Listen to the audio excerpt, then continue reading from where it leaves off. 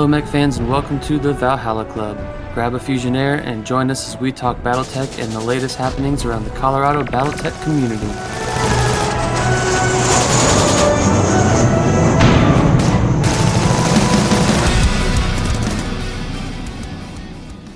All right, folks, welcome to the Valhalla Club. I'll be your bartender tonight, BourBen.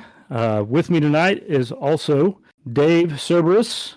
Well, hello. Mike the Viking. Howdy, howdy. Matt the Northman. Whoop, whoop. And John, Caveman. Woo! Caveman. We'll talk about that later. Let's get into what we've been doing. What's our hobby progress been this month since the last time we all got together? Mike, where you at? You're always the slacker. I actually did work this time last night. It was the only work I've done all month. But more work on the Kellhounds. I finally worked on all the overspray for the red, made the bottom half black again, and I'm getting ready to Nuln oil them all, and it's like 30 some minis all in Kellhounds. But I'm making progress. It's a lot of minis. Can't beat progress, man. Matt, what about you? Yeah, since last time I got together, I painted my Jade Falcon Force for the Liberation of Black Earth, which, you know, it was Jade Falcon, so I had to do it. It was forced upon me by David. It's all his fault. But as he swerves and gives me the look. Other than that, I haven't gotten too much done. I'm trying to pick out my force for LVO. I'll just announce that I'm doing World's League Civil War, and it's just kind of like popping that in and then just going with it. It's kind of difficult to like, oh, this is kind of cool, but then this is kind of cool, but then this is kind of cool. So anyways, just trying to work through that. But as far as painting goes, just the Jade Falcon, and then a couple of games with the guys up here in Fort Collins, and then the event we'll talk about later. So boom. Cool. John, what's up with you this month? Not a whole heck of a lot. I got a game in at Hobbytown Westminster on Friday. That was pretty fun. And hobby-wise, I've been painting X-Wing stuff, but not Battletech. So, sorry, guys. Yeah, right. Dave, what you been up to? So, the deep, dark terrors of the MUL have really gotten me this last couple of months with deciding on what my LVO list will be, which has finally solidified itself. I got a couple of practice games in on it and ordered all of my minis for it, so those should be getting here this week, and I will be starting on painting that. But as far as any hobby progress that I got done, really the only thing I got done was I cut apart and rebased some Clix infantry to give myself a couple more battle armor and a couple more infantry options for when I play. But yeah, other than that, it's really just getting ready to start airbrushing and painting up the LVO list. Right on. What Clix infantry? I'm looking at a salamander. I had a couple of PAL suits. I think I had some ground infantry, and then I also had... They're not gnomes. They are the Aquilius battle armor? No. Achilles battle armor? The Aquilius, the Sea Fox ones. Ow. The Undyne. The Undyne ones. The Undyne elementals. Yeah. All right. I know I have one or two of the Sylph VTOL elementals from the Clix Age if you want those. Well, since Wolfnet won't let me use those, I had to buy those. What you get for picking a weirdo list? That's fair. Hey, you know what? Nothing is scarier and less effective than a flying battle armor that only shoots at short range. Yay! Excited to witness it. Yep. I did a classic Hex game with a couple of guys down in Westminster the weekend before we did the Colorado Springs thing. And then I've been painting up my LVO list and revising some things for my 500 pointer that I'm bringing. And then also John and I have been coming up with our own little game that we'll talk about later. So You want to call it a And game? I've been Yeah, what? it's gonna be more like a stomping or spanking. I don't know about Yeah. that. I feel it's well, it might be a stomping for you, but we'll That's see how true. that goes. And then I got some writing stuff I've been doing for an upcoming shrapnel. So that's my hobby progress this month. All right. All right, let's get into the meat and potatoes. Well, actually, this is like the appetizer. Battle for Black Earth review. So we put on an event. Dave put on the event. He did all the heavy lifting, really. Down in Colorado Springs last weekend. What weekend was that? The 19th, 29th? I don't even know what day it is. 19th. Yeah, the 19th. And it was the Battle for Black Earth. And it was a Hexless Classic event. And I'll let Dave take the lead on this one. So at the event, we had about 10 players that showed up. So we had BourBen, Josh, Dusty, Ryan, Jack, Damien, Mike, Kalen, Rick, John, and Matt. And it was a really great day. It was a little cold, but the store was as accommodating as always. The scenarios went off really well. First round, the Inner Sphere took the day and pretty much just knocked out their objectives and fled the field. So they had to get a talking to by their force commander about if you're gonna fight the Jade Falcon, you need to actually fight the Jade Falcon. So going into the second round, things got a little more interesting because the force commanders actually dropped in on the field, and we had a couple of people that had to drop out because of other engagements and kind of last minute things that came up where they had to leave. So the TOs stepped in and played. In round two, the players were fighting to destroy the clan command posts, and round two actually came down to a tie on objective points, but the Inner Sphere eked out a battle value destroyed advantage over the Jade Falcons, which led us into round three, which was the fight for the starport. And I will say that the exploding buildings were a big hit to some, and a less of a great thing for other people. At the end of the day, the Jade Falcons successfully defended the planet and drove the Inner Sphere players off, but the Inner Sphere commander did fall to a very reckless Marauder 2C, destroying the Night Star. Sounds like nothing but a win to me. Good job, Jade Falcon. It was a pretty epic win for the Jade Falcons. Yeah, it really came down to the wire. It was a lot of fun. The players had a good time. Our top players were Damien on the Inner Sphere side. He took home that really great Night Star, and BourBen on the Jade Falcon side took home the summoner that was painted. So, great job to them. They did a fantastic job. Total battle value killed for the day. The way it ended up was BourBen ended up with 77k destroyed. BourBen ended up with 7.7k destroyed. Josh, who I subbed in for in games 2 and 3, came in at 7.5k. Dusty came in at 6.9k.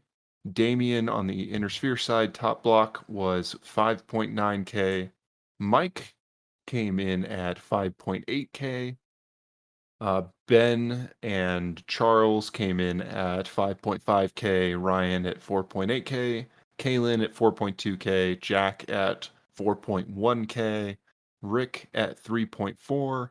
John G at 2.2. And Matt coming up at the rear with 1.3k killed.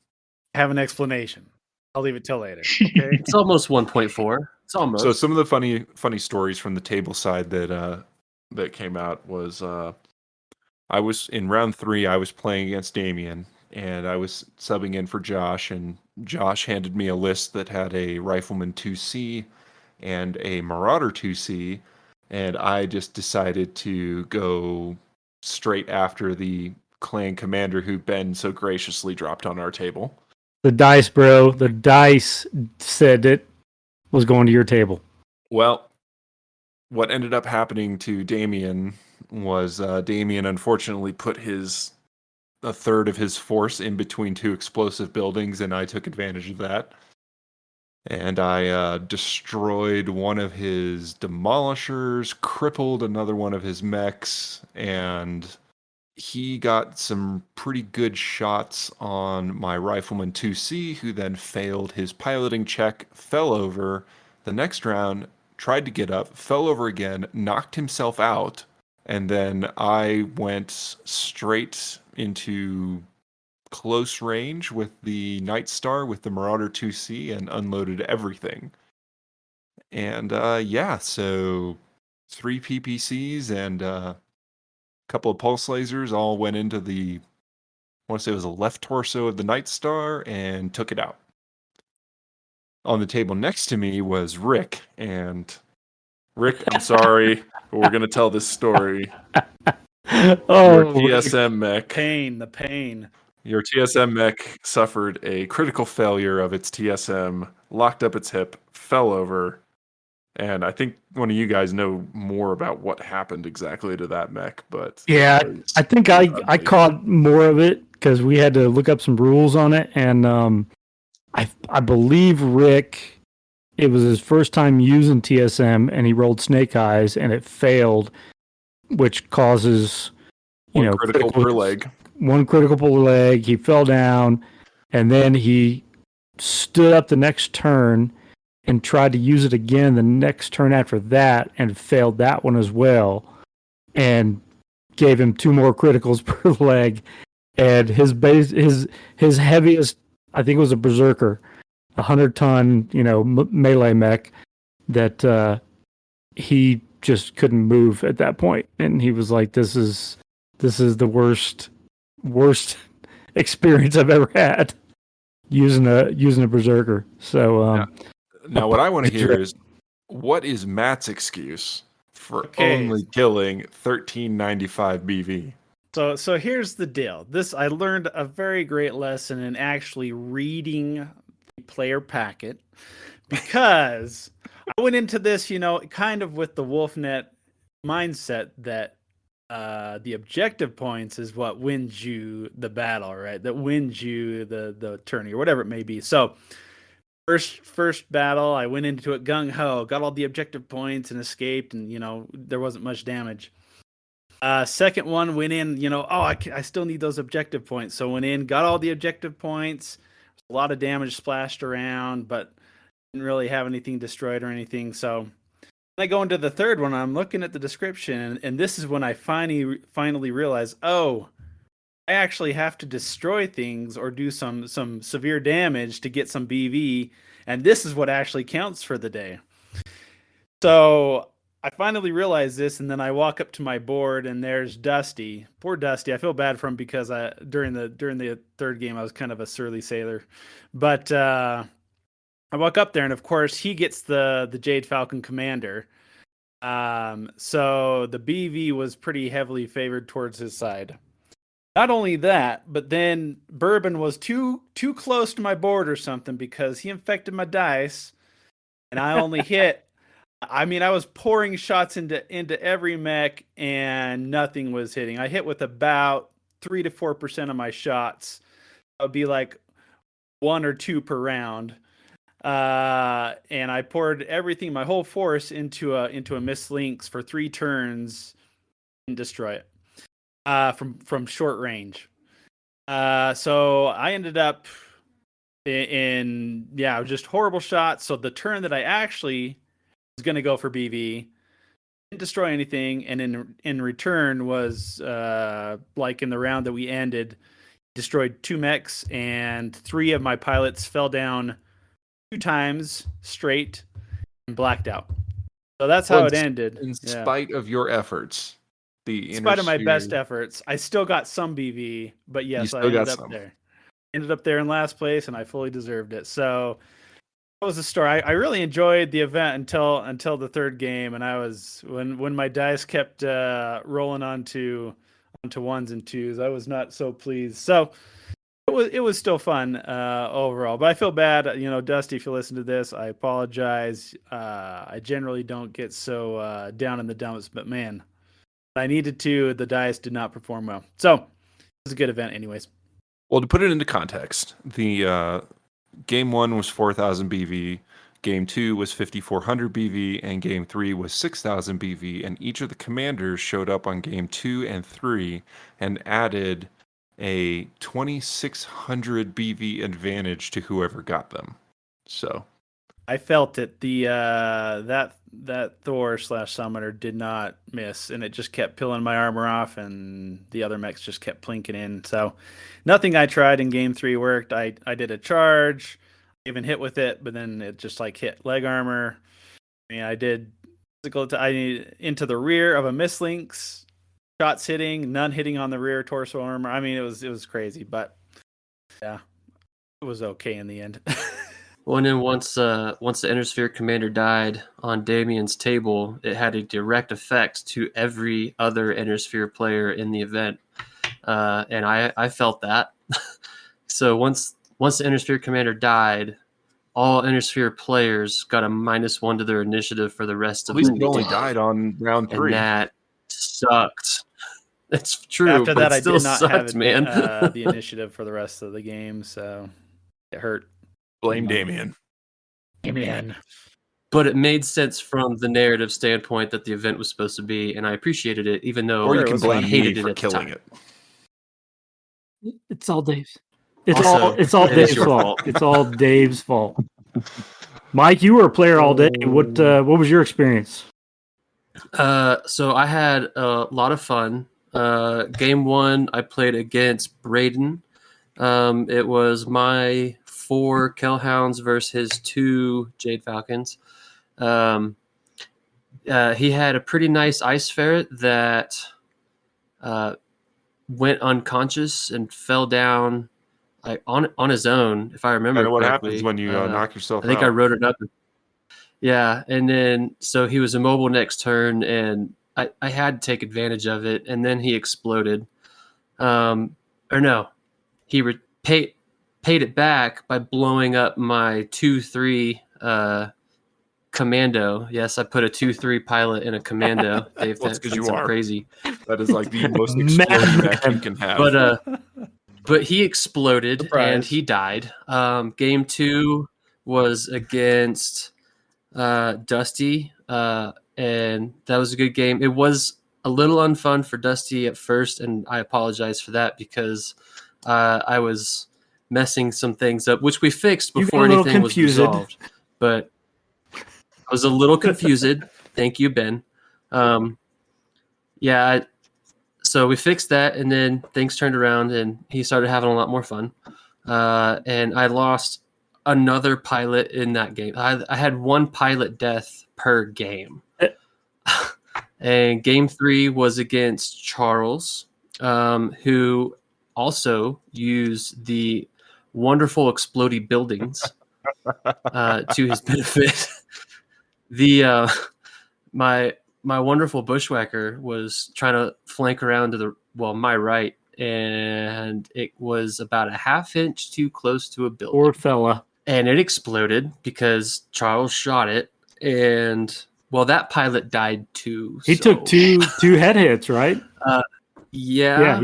He took 2 head hits, yeah, and one of them was a cockpit hit on the critical roll. Yeah, and then ammo exploded, which was 2 more hits, so that put him at 6. He's dead.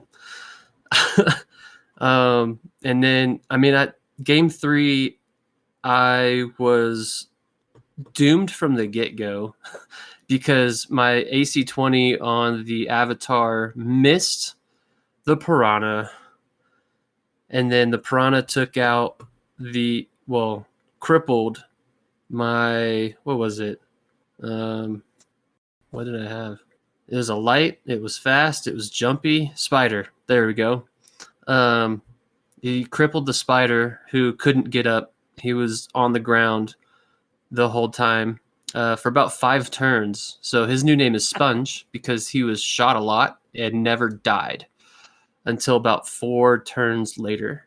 But yeah, ever since that spider went down and I missed the shot on the piranha, I just couldn't recover from that because it was just harassing my backfield the whole time. And then the final nail in the coffin was the explodey building versus a very, very nice, pristine bushwhacker. Those buildings wrecked but a no, it was a lot of fun. people. Yeah. Yeah, I leveled 2 of the buildings hoping that it would get his Eben Jag, but both of them were non-explodey. But he knew which ones were explodey beforehand, and I got just a little too close. But it was a lot of fun. In my game too, I played Rick, and he and I had just a shenanigans-filled game. I brought 2 light mechs and the Marauder 2, and he brought his Victor. I want to say he had another melee mech. I don't remember which one it was. I think it was a Hatchet Man and something. But anyway, he could not kill my light mechs. They were in just this scrum right behind a 2-story building, and just punching and kicking and everything, and nobody was dying. And then I got a very lucky shot on his poor Victor, which was completely fresh, with my Marauder 2C ERPPC to the head, and there was no more Victor. So that was kind of the end of our second game, and I don't think that led into Rick being very happy. I think I kept walking by that table, and I kept making the comment, like, what are you guys doing? A little rugby scrum over there? What's happening there? We were having a slap fight behind a building, and it was just not going well for anybody because nobody was hitting anybody. Well, I got to jump in on the first game, and me and Matt played. I was, John, you'll appreciate this. I was not foretelling anything, but I was playing Jade Falcons against Prophecy. Matt. No, not prophecy. You heard it here, folks. You know what though? I can Pretty kind of good. lean a little that way. I mean, the piranha is no slouch. Matt did not into your leather chaps, put on your feathers on your head, and you're like, exactly. "Ooh, this feels What I think good." Ben is trying to say is that he is pan-factional. I am. I'm definitely pan-factional. Yeah, that whole game, all I had was your units in my rear the entire time. So whatever that says about Ben, I don't know, but it was every round, 2 shots to my rear. So it was not fun. Yeah, and the piranha and the dasher, and I think I had a sentinel. Yeah. C. Yeah. And then 2 elemental points, and pretty much every turn the piranha was unloading 12 machine guns into the back of one of Matt's mechs. Ben, weren't you playing the list I made? I was. Yeah. I just picked some shit out that you'd come up with, and I was like, all right, let's see how this works. So Yeah, I made a list for Intersphere and Clan just on the off chance that we had an odd number of players, and we started the day out with an odd number of players. So yeah, Ben and Charles got to take my Jade Falcon list, which I believe was, oh god, it was a Uller. it was an Uller, it was a piranha, it was a Uller, dasher, Piranha, Sentinel, a Loki, a sentinel, and there was a Oh, whoa. maybe a I think there was an Thor. Eben Jag in there too. Yeah, or something like that. Something.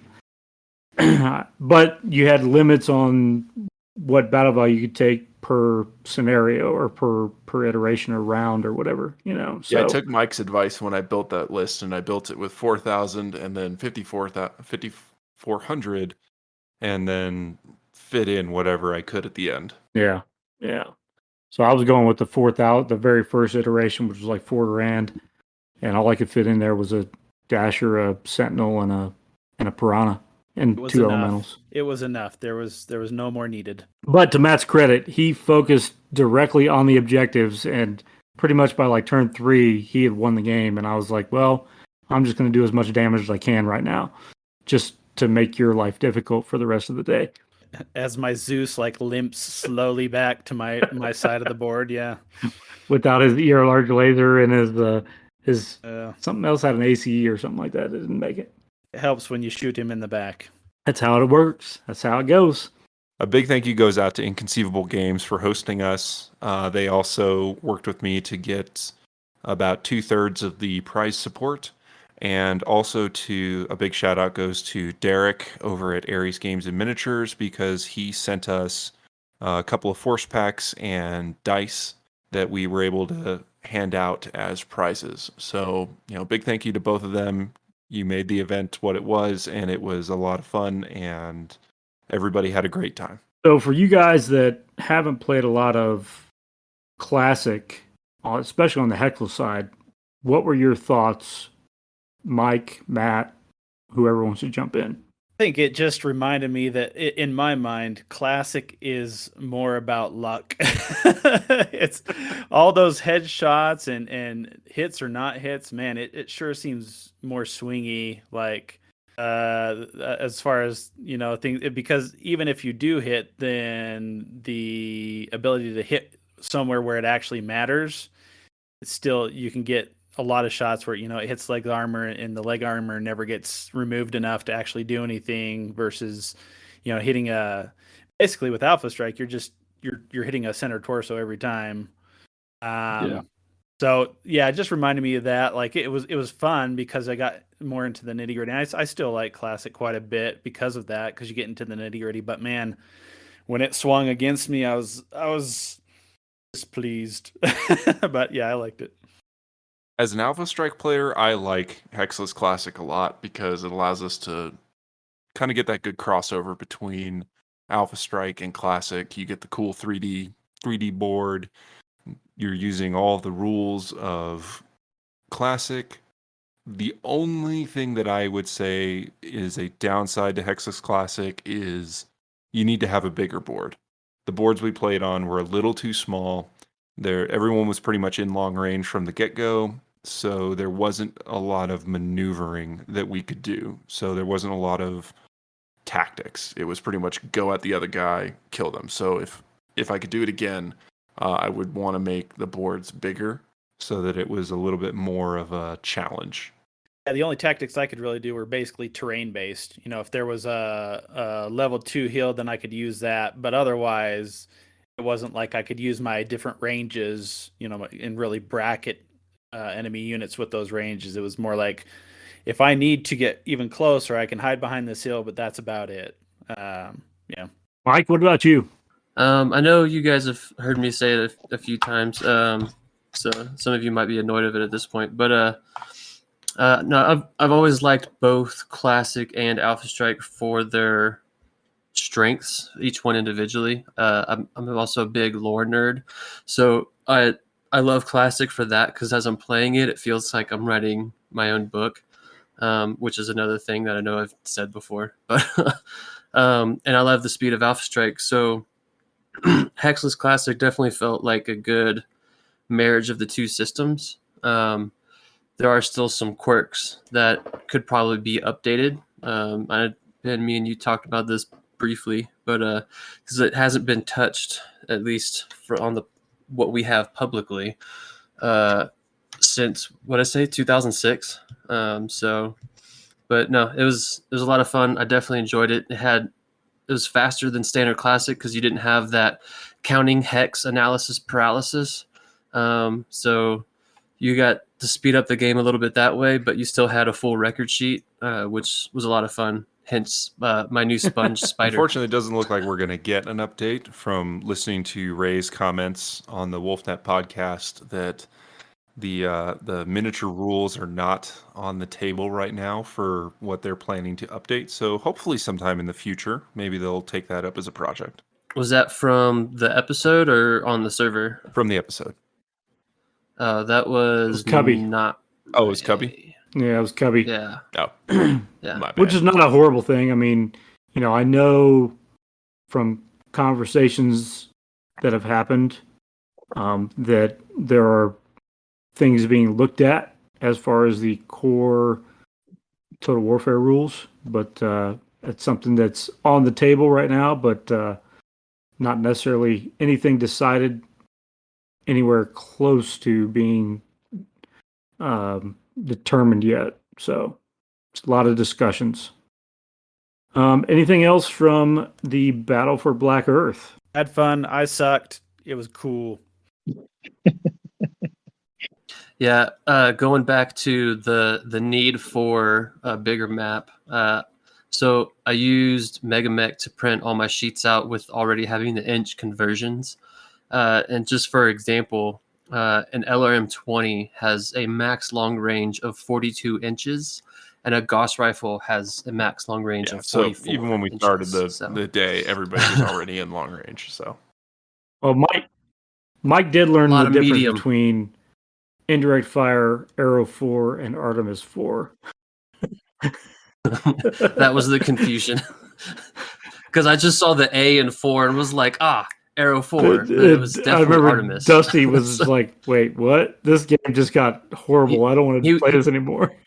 He was super demoralized. Yeah, because I thought I was going to use semi-guided ammo with tag. And then I came to realize, for one, there's a BV increase there, which I didn't know about. But two, my unit had Artemis. So if it has Artemis, you can only use Artemis ammo.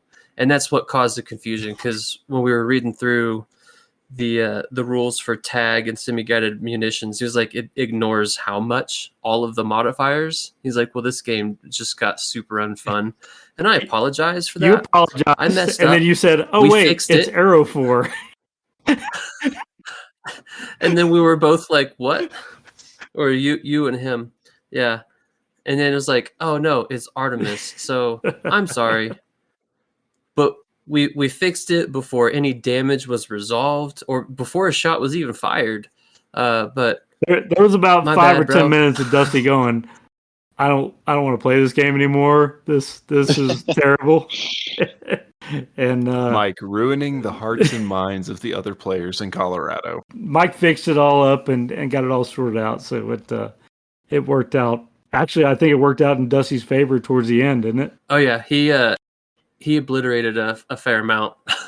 Well, I'd say so, from the positioning that Dusty ended up in and the positioning that Mike ended up in at the end of the day. Yes. Heyo. All right. Any save rounds for Battle of Black Earth? A quick question. I'm not a classic player. I'm only Alpha Strike. And there's sometimes where, I've looked at classic and I'm like, wow. Like Matt said, it's like, wow, that is a very random game. Like there are a lot of die rolls. But then by comparison, Alpha Strike can be so simple. I'm kind of curious to you guys, if you could bring one part of classic into Alpha Strike, like what would you bring, if anything? I would bring in what the DFA Destiny combat system brings in is weapon location hits, where they, even though they don't have the full bubble sheet, they still have their armor split out into different places. So it's kind of consolidated, but it's kind of fun to blow off an arm rather than just hit center torso every time. I think for me, I would bring in the concept of running and shooting. So you could walk and shoot, run and shoot with a modifier, but if you were to sprint, then you wouldn't be able to shoot. I would like to, at least for some units, those Intersphere heavies and assaults, like to move maybe a little bit further, but while taking that penalty for running. Mike, I think some of that is covered in TAC Ops for sprinting units, and I can't remember I know there's sprinting rules for classic, but I can't remember if there's a modifier for shooting. Yeah, I do remember somebody had mentioned that it's in like the advanced rules, or it's in TAC Ops, but porting something from classic to Alpha Strike. Because in Alpha Strike, it's either you stand still, you walk, or you ran. And if you ran, you can't do shit. So I would have liked to if it were me, probably. So like you've got your walk, and that's your standard, and then running would give you say a +1, whereas jumping gives you a +2 to shoot. So if you were to run, that it'll give you a +1 for shooting, and it's not as far. So maybe like a 1.25, your standard move, because a sprint is 1.5 times your standard move. But that's probably what I would pull over from Classic, is the ability to move a little further at a cost to shoot out, but still be able to shoot. Yeah. You know. Dave, what about you? I think kind of in line with what Mike says. I think being able to sprint and shoot would be good and bad for moving it over from Classic to Alpha Strike. But there's differences that I really like between the two systems, and I appreciate the fact that they are different. So, I mean, I kind of like them the way they are. I don't think that there is a specific thing that I would want to be brought over from Classic to Alpha Strike or vice versa. I do agree with Matt. I think it would be fun to have a little bit more thematic situations in Alpha Strike where you lose an arm or you lose a leg instead of a motive hit or a critical hit. But I also understand the need for simplicity in Alpha Strike when you're playing with large numbers of units. Fair. Yeah, That's totally fair. get that. I mean, me personally, as a longtime Classic guy, I'd like to see more of the ammo explosion effects ported over to Alpha Strike. You know, because as some of us have seen, ammo explosions in Classic are really bad. Devastating. And in Alpha Strike, it's kind of like you get an ammo explosion on a crit chart and your mech's dead, you know, as opposed to in Classic, you've still got something left sometimes, you know, depending on what you're playing. Well, you do if you have case, or if you don't have case, you're dead. But if you have case, I mean, you only take an extra point of damage. So, I mean it's Right. not too bad. So Maybe if in Alpha Strike, if you took a case hit or an ammo explosion and you have case, maybe you also take a weapon hit critical at the same time to make the ammo explosion more damaging. Right. Yeah, because you're losing the whole ammo. You're for losing the weapons whole or something. section. Yeah. mm-hmm. Well, cool. Yeah, I appreciate you guys' insight. I mean, y'all have been playing longer than myself, and it's always interesting to hear what other people want. All right. Cool. Good question. Anything else from Battle of Black Earth? Nothing heard. All right. Let's get into the main course. Developing and running scenarios. So we talked a lot about last episode about developing campaigns.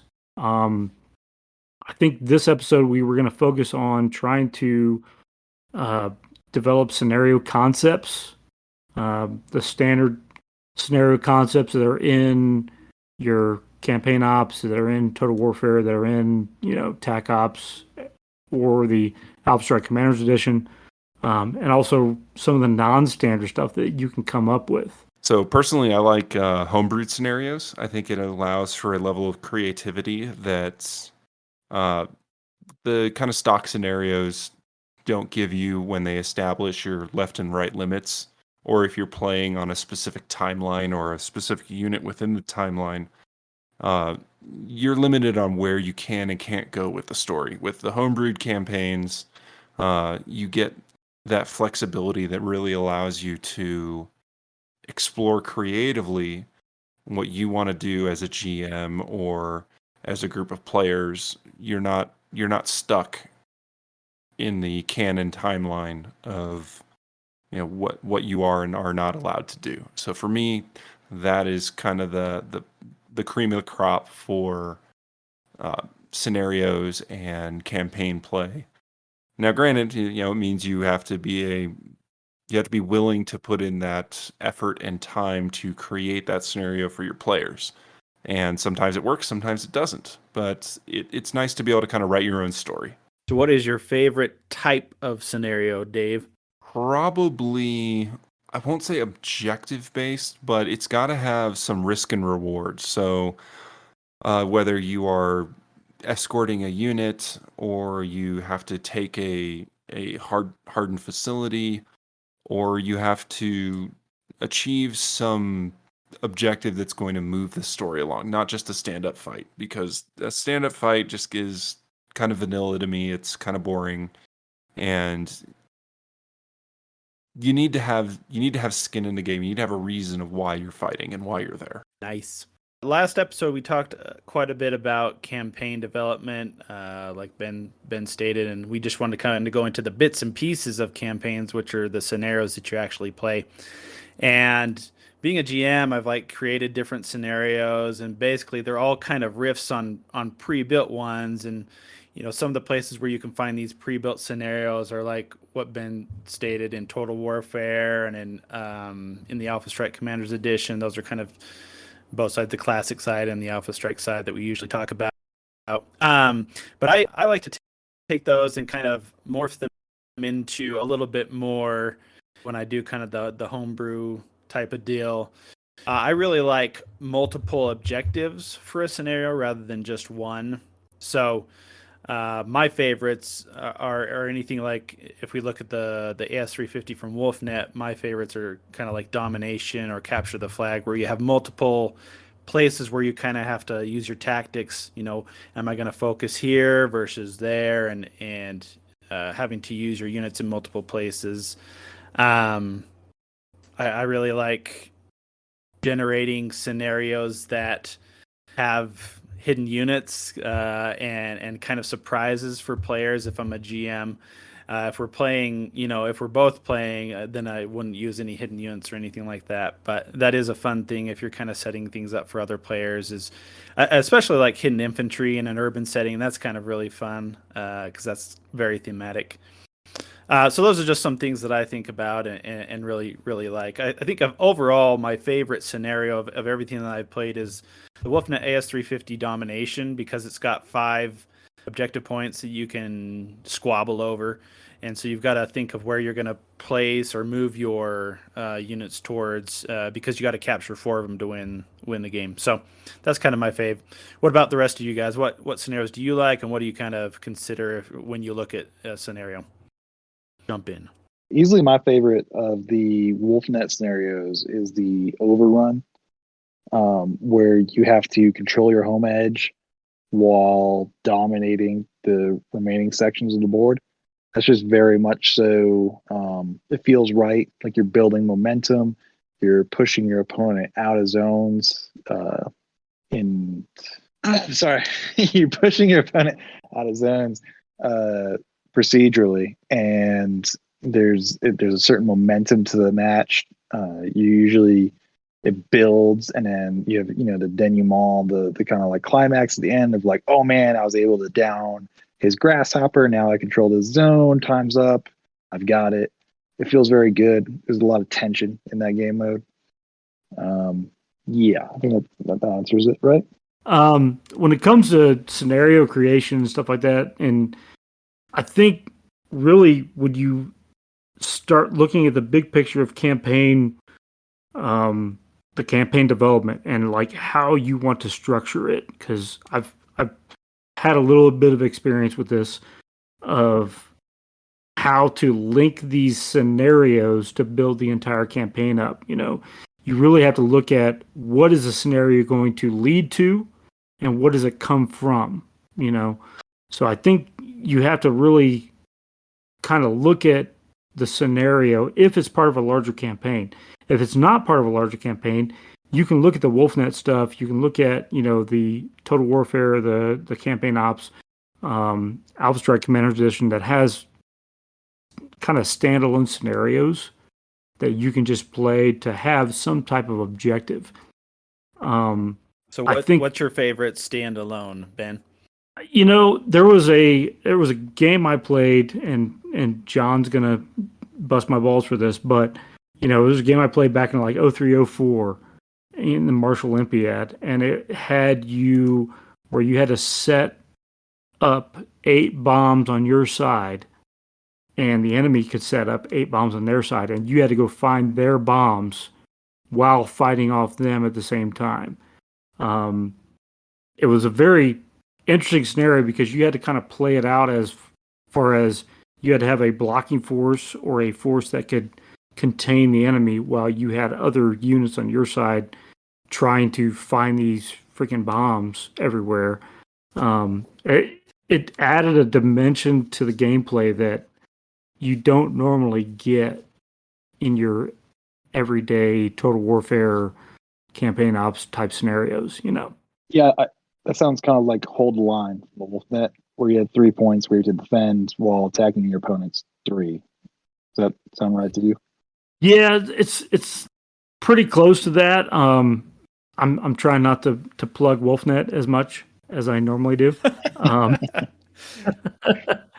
But Now we need to rally behind one tournament system. I'm with you. I feel like there's going to be a tournament system that's going to show up here sooner or later. So there's a lot of. This was an interesting type because it's classic based as opposed to Alpha Strike based. Mm-hmm. So you still had to kind of incorporate some of the battle armor. You still had to incorporate some of the vehicles that you normally get on the Alpha Strike side that classic doesn't really kind of enforce, I guess. I don't know if that's a word I'm looking for, but that's what I'm saying right now. So there's different scenarios you can do. Absolutely. And it's really what you come up with either as a standalone or as a linking type scenario to build your campaign on. Yeah, Mike, what about yourself? Standalone, campaign, either or? What suits your fancy? Well, so far my experience in this realm of gaming, aside from the standard stand-up fight, is still relatively limited. Outside of the Wolfnet side, I've played a handful of the DFA wargaming scenarios with Alex. We did one a few weeks back, but I just really like scenarios that are more objective based instead of just the stand-up fight, which is technically a scenario, but scenarios that are objective based, and of late I've definitely enjoyed, especially with this Black Earth event. It really threw on a whole new tactical level of like unit management with like you can't let everyone die. So now you've got to think about that narrative focus, or with just moving not necessarily standalone scenarios, but actually built into the campaign. I'm starting to like that a lot more because it adds a lot more strategy to it. And my whole life, all I've ever loved is strategy games. So it's a lot of fun, and I'm slowly getting more into it. And but yeah, I like scenarios built into a campaign that are objective based. Yeah, that's me. And you put down a note that I thought was interesting, as far as optional rules and where to kind of limit those. What are your thoughts on that? No, that was me. Was that was me. Did I do that? Me. Like your thoughts? No. Yeah. I mean, when it comes to scenario stuff, I always like adding at least one optional rule that a lot of people really don't play with. Like even if it's a terrain type rule, like, hey, we're gonna for this scenario, everything is under tundra. So you have to look at the tundra rules and figure out, okay, that adds some mobility issues for classic, that adds some mobility issues for Alpha Strike, that also adds some bonuses to firing and overheating, or is it a case of optional rules for like 0G? What does that do for a mech in its movement phase? What does it do for its firing phase? What does it do for, the different variations that happen there? So I always like adding at least one optional rule for a scenario to kind of get players to start thinking about the wider scope that's out there, Yeah, I like incorporating optional rules too. Mike? Yeah, I see. Yeah. No, so the game I played the other day with Alex, we included the formation bonuses, which is slowly, I think, somewhat catching on here in Colorado. He's not a big fan of it, but I mean, to each their own, you know. But when we were planning it up, so we included some battlefield effects. So rounds 1 through 3, we said that there was a geomagnetic storm due to a solar flare or whatever from the near star, and so as a result of that, we used sensor blips, and so we also threw in a blizzard, right? So because in the rules for Alpha Strike, at least, visual line of sight is 140 inches on a clear day. So even if there's that geomagnetic storm and your sensors are out, your visual line of sight is still stupid far. So we also added in a blizzard, which has a visual line of sight out to 10 inches. So now we really had to use the active probes to increase sensor range, and anyone that didn't have an active probe just was regular sensor range, which was 12 inches. And that was a lot of fun, not being able to know immediately what your enemy has on the other side of the board. All you see is that sensor blip, and all you can really see and discern from it is the TMM die. So if it's a 4, obviously it's like, okay, that's a super fast guy. So in Alpha Strike, the more you play, the more you know the units. When you see that TMM die, you get a general understanding of what its general movement profile is. Whereas if you were using sensor blips in, say, Classic, you would have no idea because your TMM is based on how far you move. So you lose a little bit of that into Alpha Strike, but you lose a little bit of everything from Classic into Alpha Strike. But it was still a lot of fun. We were going to use some battlefield support points and throw in some offboard arties, some minefields, this, that, and the other, but we didn't actually get around to doing it. But yeah, it was a lot of fun just throwing in more unused and not commonly used optional rules. So big fan. I really like how you optional mentioned rules. the blip counters, Mike. I think one of the funner, or the more fun, that's not a word, funner. The more fun. Go with it. I don't know what it is, but the scenario that I really liked, we used blip counters with concealing unit data in Alpha Strike, which I think is really cool because usually in our pickup games, you know, you can just look over, you'll ask like, oh, how much more armor does this guy have? And that really changes like what you're going to do for the round.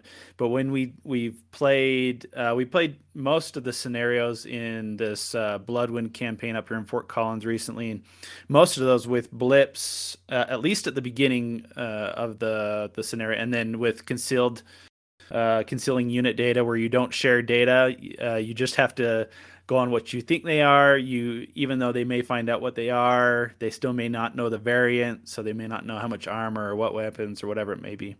But it's really fun because then it's much more realistic. Like, you know, realistically, you're not going to have like, oh, it has, you know, five more armor left, so I know to fire at it with just this many shots. And so I really like the blips and the concealing unit data thing. Yeah, we had talked about using the concealed record sheets, which forces you as a tactical commander, right, to remember how much damage I've actually inflicted. And we had talked about it, somewhat agreed to it, but in our old practiced Alpha Strike ways of constantly asking how much does that guy have left? Okay, thanks. Now I'm going to obliterate it. So we said we were going to do it, but then we ended up not doing it because we're just so much stuck in our ways of, hey, you know, how much has he got left? How about him? How about him? Okay, I'm just going to focus here, which is all well and cool, and you know, especially from a tournament aspect where you want games to be as fast as possible. But if you are going in a campaign and scenario based, highly recommend concealed record sheets, because if you are going for that narrative focus, it does force you to pay the fuck attention to what you are shooting and how much damage you've actually done.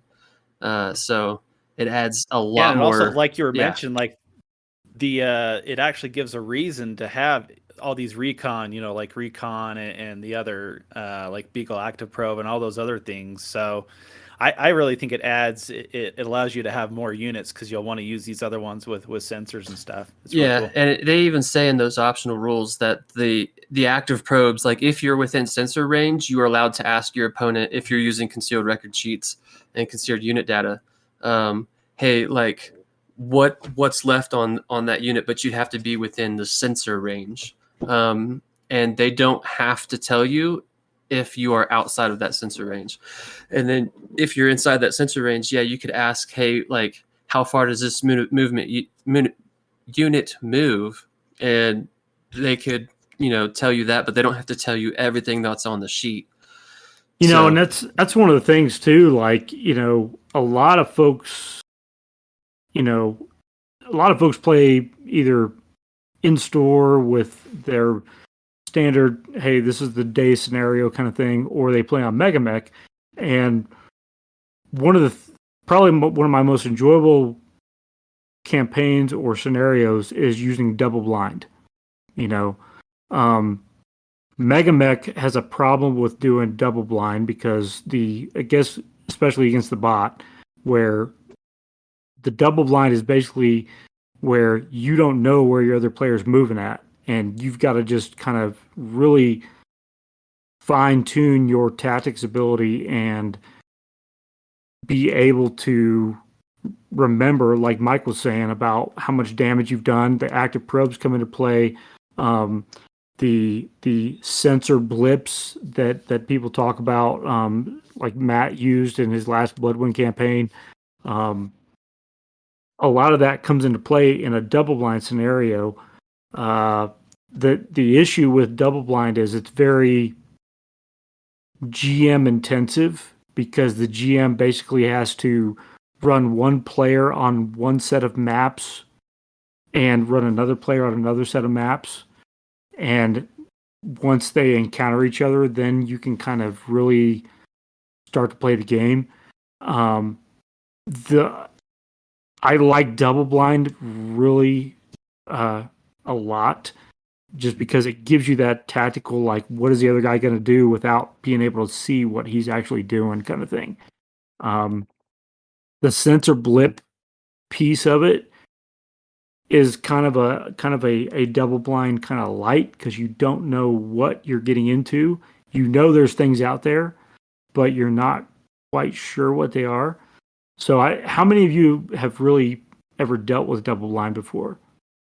I haven't done it with strict double blind, but the blips that we used were you would basically know the class of the mech. So we had different blips for light, medium, heavy, and assaults, and so that is the limit of the information that you would get. So we wouldn't even put out like TMM dice or anything like that. That would all be calculated for.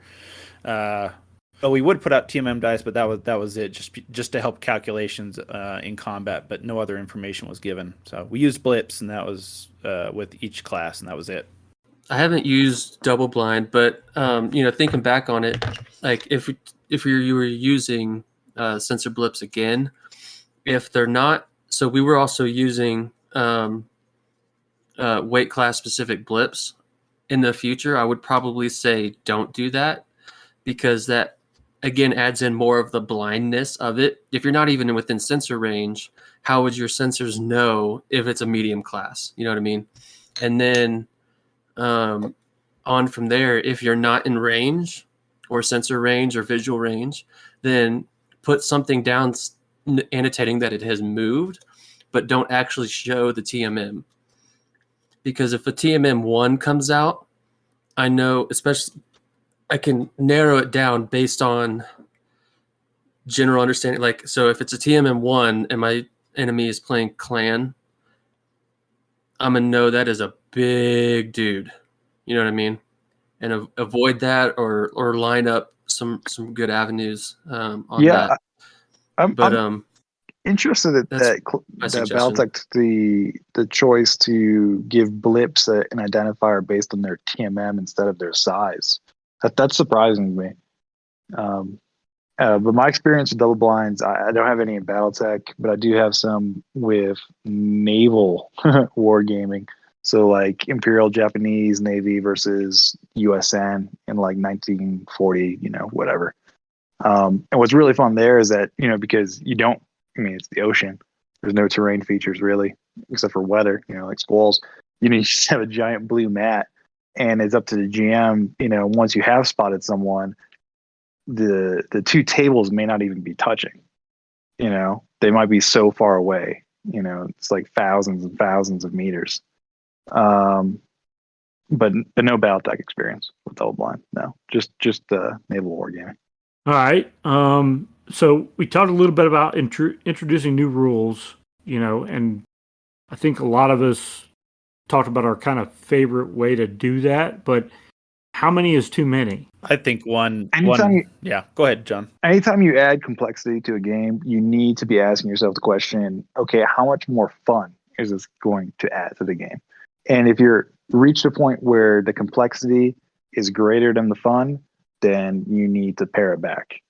And obviously that's going to be a lot harder to determine in person. The more you do it, the more events you run, you'll have a greater feel for it. And it's really up to you as the GM to kind of gauge your player interest, because some players are just going to be alpha strike players that just kind of want to get it done. I only have so much time away. And then you have some players that come from the classic side, and it's like, they're okay to sit down for 6 hours. So you need to gauge your audience, and you need to have kind of a analysis of, okay, I'm adding this amount of complexity, but how much fun am I adding? And you need to kind of, if not achieve a perfect balance, at least be within a margin of error, if that makes sense. Yeah, absolutely. Yeah, I think so. My game with Alex, it was a one-off. It wasn't a campaign or anything. It was a one-off scenario, but I think I was a little too excited about my fancy new map with its grid lines. Thank you, Matt's So- by Aries. Match by Mars. Whoops, I went Roman. Yeah. No, it's all good. Same job. But when we were coordinating it beforehand, planning out like, hey, what all do we want to use? I think I went a little too heavy into it, because I was like, yeah, let's use BSPs, let's use like all of these optional rules, and then we ended up only using. We ended up forgetting entirely about the BSPs, and we ended up only adding in the blip and the weather effects and sensor range. So I guess technically 3, probably 2 to 3 if they're closely connected. So like the sensors and the battlefield weather effects, those kind of went hand in hand. So that was easy to do. But I would probably say no more than 2, 3 if they're connected together. Because I tried to go way too heavy into it, and yeah, we ended up just not the other ones, Totally. I mean, if you forget a rule, that's a pretty good indicator that maybe, you need to take a hard look at it. Is it worth including? Yeah, it was too much at once. But yeah. And since we said there was a blizzard, the blizzard lasted for the first 3 turns, and because of the in the book, a blizzard adds a +1, or not a blizzard, light and heavy snow, I think it was, adds a +1 to shoot. So for those first 3 turns, everyone had an additional +1 for the weather, and then it went away on turn 4. But yeah, it was a lot of fun. Yeah, I think it really depends on who you're playing against, who your players are, depending on how much do you want to overwhelm them with an extra rule or 2 extra rules or 3 extra rules. It really depends on who you're playing and what their comfortability is,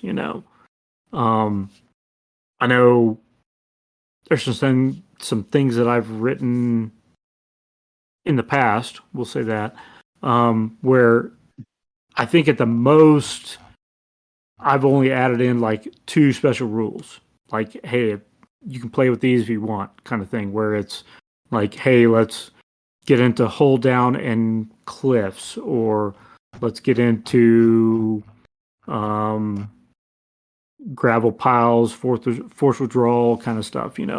It really is a way to, when you build your scenario up, to teach your opponent or your newer player or what have you about, hey, there's a lot of other optional rules that we could play with that would make this more granular, that would make this more of an immersive experience kind of thing. If that makes sense. Yeah, I think another thing that I would probably suggest, even for some of my future games, is we always all play with indestructible buildings. But what if you were to actually assign the appropriate CF factor based off the rulebook for each building?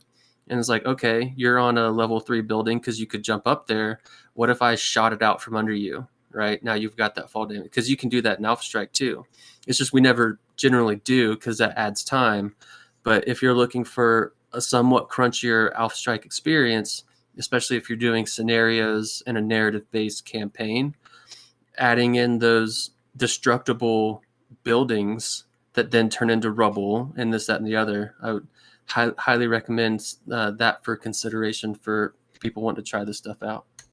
So Ben, I'll ask the question that Dave asked last episode. So if you're the beginner, and you're coming into this and you're like, oh, what scenario should I play if I want to play something other than stand up fight?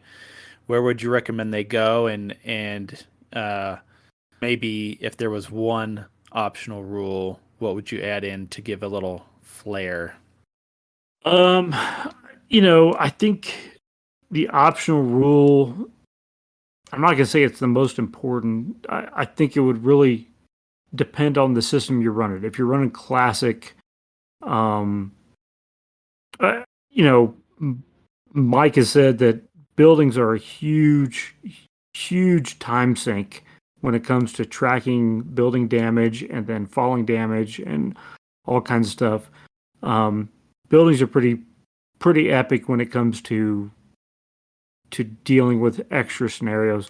I think really the easiest way to kind of introduce a new player to more optional rules is just adding one different type of environmental, piece of it, whether it be gravity, whether it be heat from the sun because of whatever, how close you are to it, whether it be a glacier or tundra or mud or swamp or something like that. I think that would be the easiest way to kind of ease players into the expansion that's out there for a lot of their different optional rules. So you would if that makes any sense. Yeah, you would just stick one of those environmental factors into one of like the pre-built scenarios, whether it be for Alpha Strike or in Total Warfare. You think that would be kind of a good starting point then?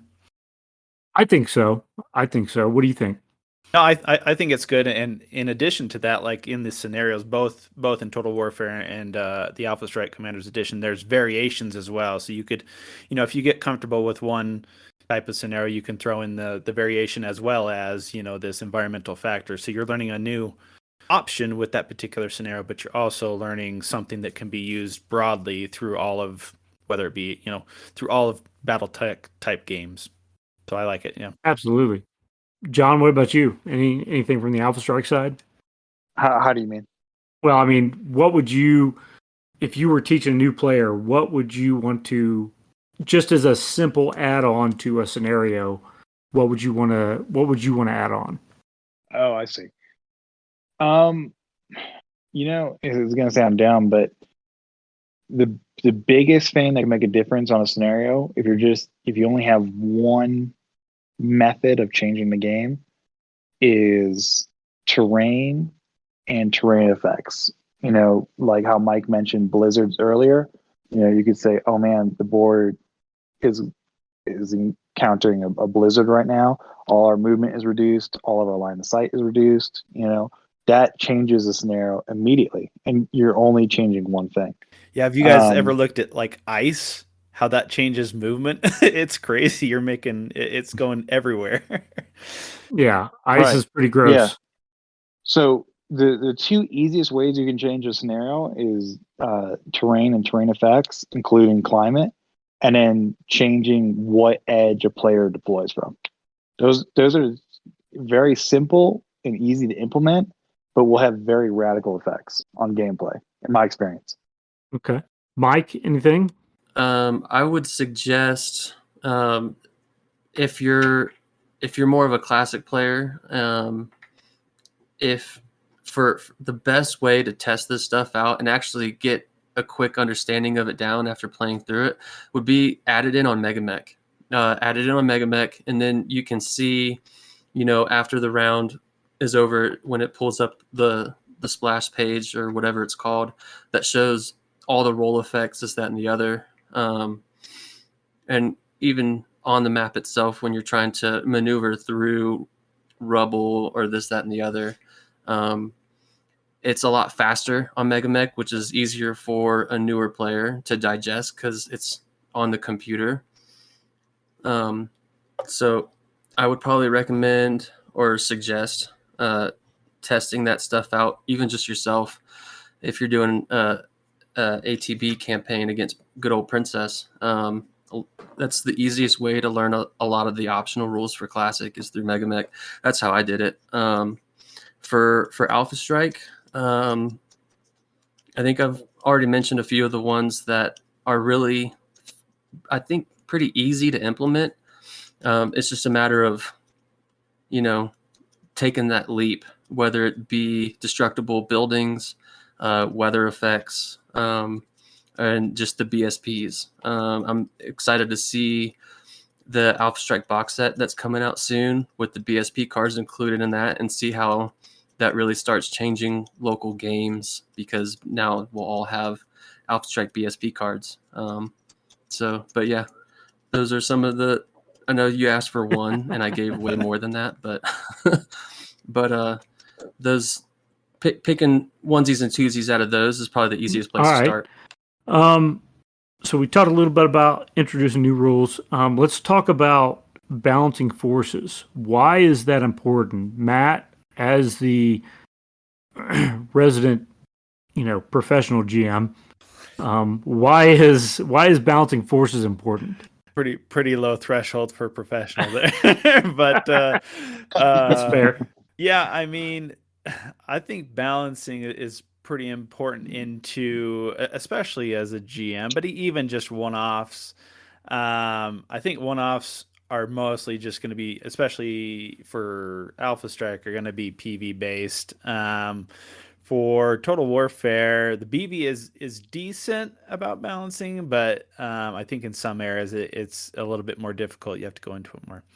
But I think just thinking about like producing your own scenarios and trying to balance things,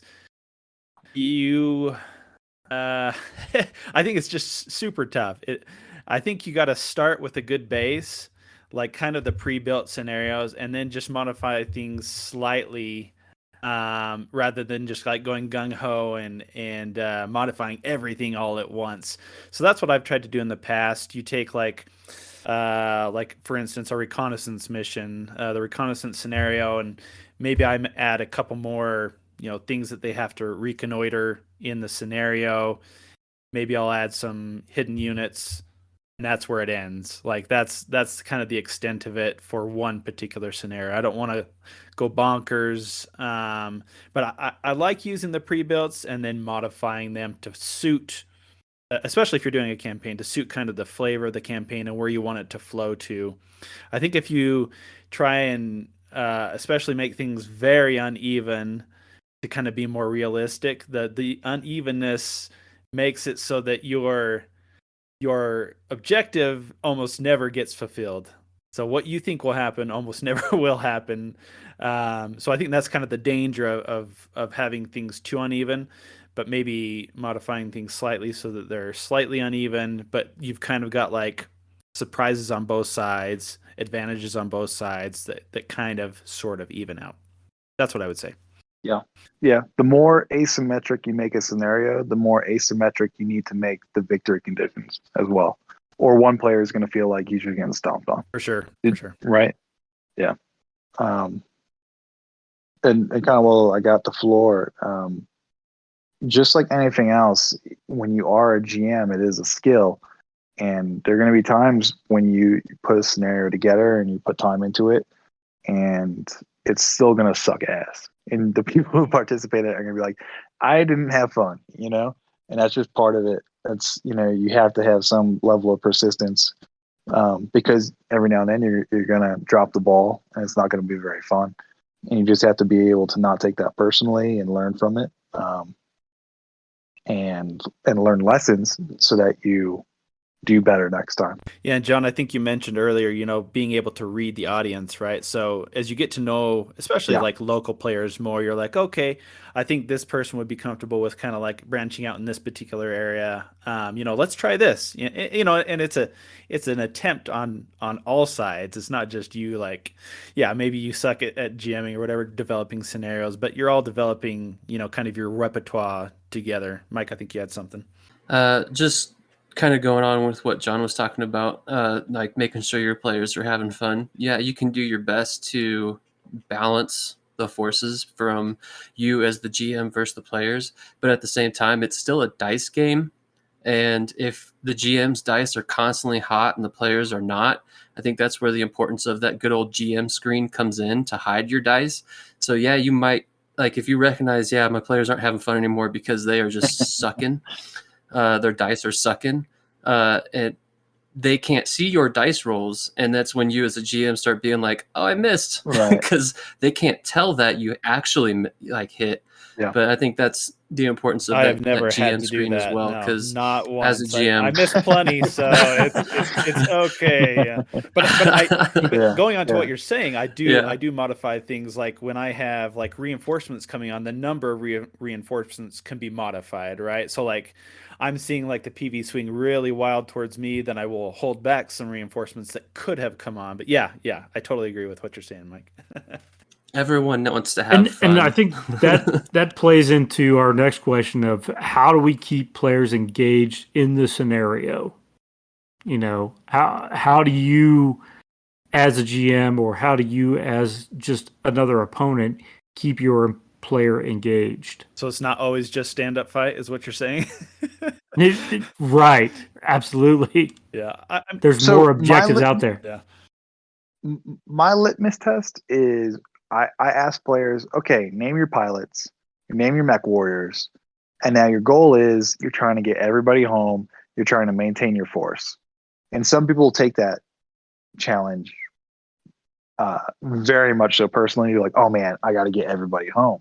And some people are very callous and they're like, Bentley and Jackson died, whatever, and it really is an effective litmus test. You very quickly divide players into, oh man, they are invested in their force, their story, or they're just trying to roll dice, they're trying to win.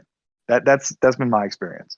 Yeah, I think that's a pretty good start. I mean, anything, those little things that you add in to see, like, what are they really looking for? What is your opponent really looking for? And it's totally cool if they just want to roll dice and roll dice for a couple hours and smash each other up. But I think if you have, I think one of the things you really need to have, I think John also mentioned this, is you got to have some reward for going after objectives rather than just it's an objective, right? So that is one critique I'd have for like the WolfNet set of rules is an objective is an objective. It's not like a building, it's not a base, it's not supplies, it's just an objective. And I get it because it's kind of a tournament based thing, but that's what I really like about scenarios within a mission is like you can make it more than that. You can make it, you need to get these supplies and you need to get home, or you need to find this thing and take it away so that there aren't like war crimes committed by nuclear bomb, something like that, where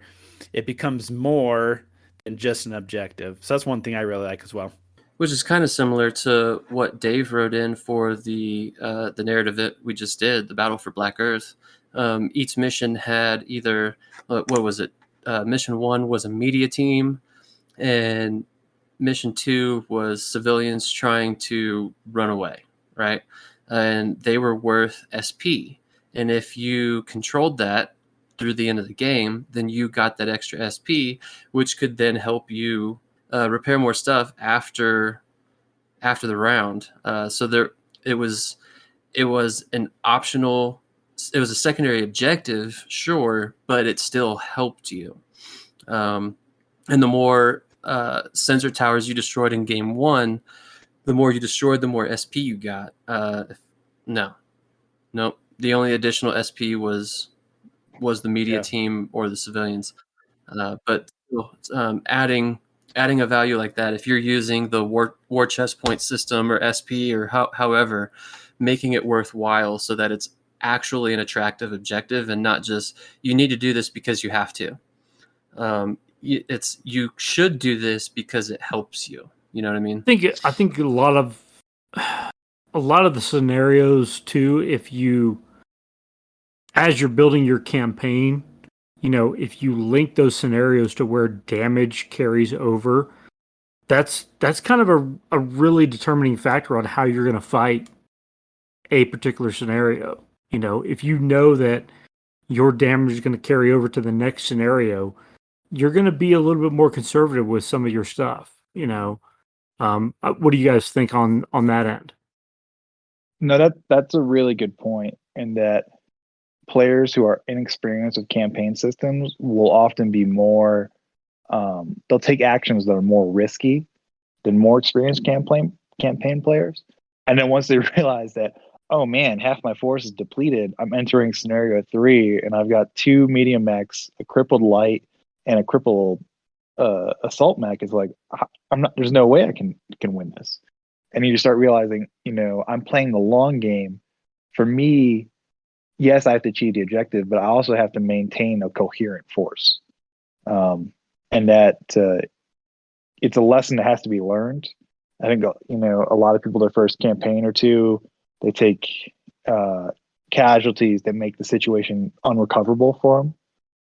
But then once you learn it, there is always that tension of, do I stick around a couple more turns and try to get this objective? Or, oh man, he's really picking up more of a fight than I was expecting. I've got a crippled crusader. Do I call it here? Yeah, and just to riff on what John is saying is, basically, if you only have, in a campaign system at least, if you only have reward carryover and not the risk, then you lose half the flavor. And so that goes into that balancing that you were asking about earlier. That's the balance as well, as like risk versus reward. Into, you'll get out of this stuff, you can get some rewards, but you also risk losing your ability to get rewards in the future with the damage that you achieve, is carried over. So yes, I totally agree. It's a really good thing to have, especially in a campaign system. Yeah. When my first foray, or however you say that wonderful word, Thank you, France. into that, yeah, right. The damage carrying over was with this Battle for Black Earth event. And it just added such a strategic element that I thoroughly appreciated. And yeah, like Ben was saying, you're suddenly a lot more conservative. You're definitely focusing a lot more on lining up those most rewardful shots while still keeping yourself as protected as possible. But yeah, that risk carrying over from game to game, with damage carrying through, like that was a lot of fun. Until an ammo explosion, which threw a through armor crit, and then it's all just dead anyways. You could be as careful as you want, but man, ammo loves to explode.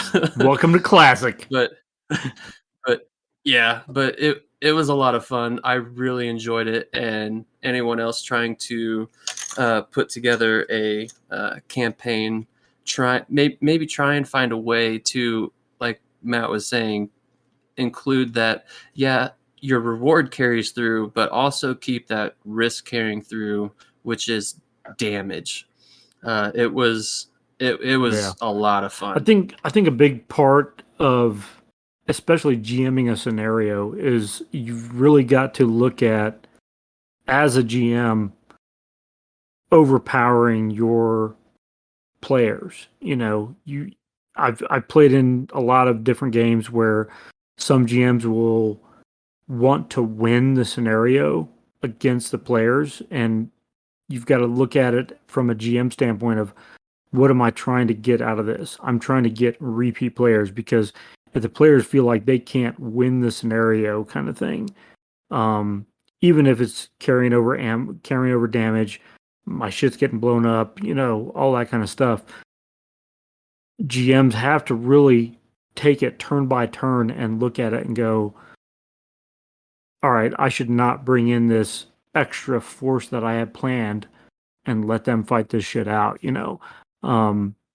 Thoughts on that? I think that it's on the GM that if they are going to up the difficulty, if all of a sudden the climb becomes much steeper, they need to give some forewarning. We intercepted some sort of communications. There's reinforcements inbound. Oh, our long range probes are coming up. They're getting pinged. There's some sort of force inbound, because for players to be involved, they have to feel like the game is fair. Right. And if you start doing things unilaterally as a GM, like, oh man, I really want to win, or I want to throw this curveball, it needs to have some sort of hint that it's coming. It needs to feel fair, or you're just going to end up disenfranchising your players. Yeah, I think we've kind of gone deeper on kind of the GM based, campaign based scenarios, and I think you can have like real, even like emotional swings within one scenario, but you got to bring it back to where they have an enjoyable time and it's still achievable. The objective is still achievable. So like, this force appears out of nowhere and you're outgunned and outmatched, but then all of a sudden you get like, friendly artillery bombing or hitting these forces, something that rebalances it so that the objective is always achievable by the end of the scenario. So I think that's an important thing to consider. Okay. John, you had a note about a wargame blog that you enjoy. You want to expand on that? Sure. So I'm a historical wargamer. Colorado actually has a really good historical wargaming scene. They're called the Colorado Military Historians. And it's just a passion of mine, naval wargaming and World War II wargaming, my particular interests. And this one blog is called The Tactical Painter. I believe he's out of Australia, and he plays a game system called Chain of Command. It's World War II, platoon based. So basically the player is a platoon leader. He has 3 to 4 squads that he's trying to achieve victory in any given scenario. And these reports that he puts up are really well done, high production value, good photos. He goes into both players, kind of train of thought, examining wind conditions and preservation of forces. And, while that's very interesting to me historically, it's also very much so applicable to Battletech, because you have those same tension points of I need to maintain my forces so that even if I whiff on this scenario, next scenario, I have a strong enough force that I have a good chance of winning. And I think he really sets a high bar for what you should look to achieve when you are running a campaign and also producing battle reports. You want good photos. You want to explain players, thoughts, and it's just all around a very, very high production value thing that I enjoy reading.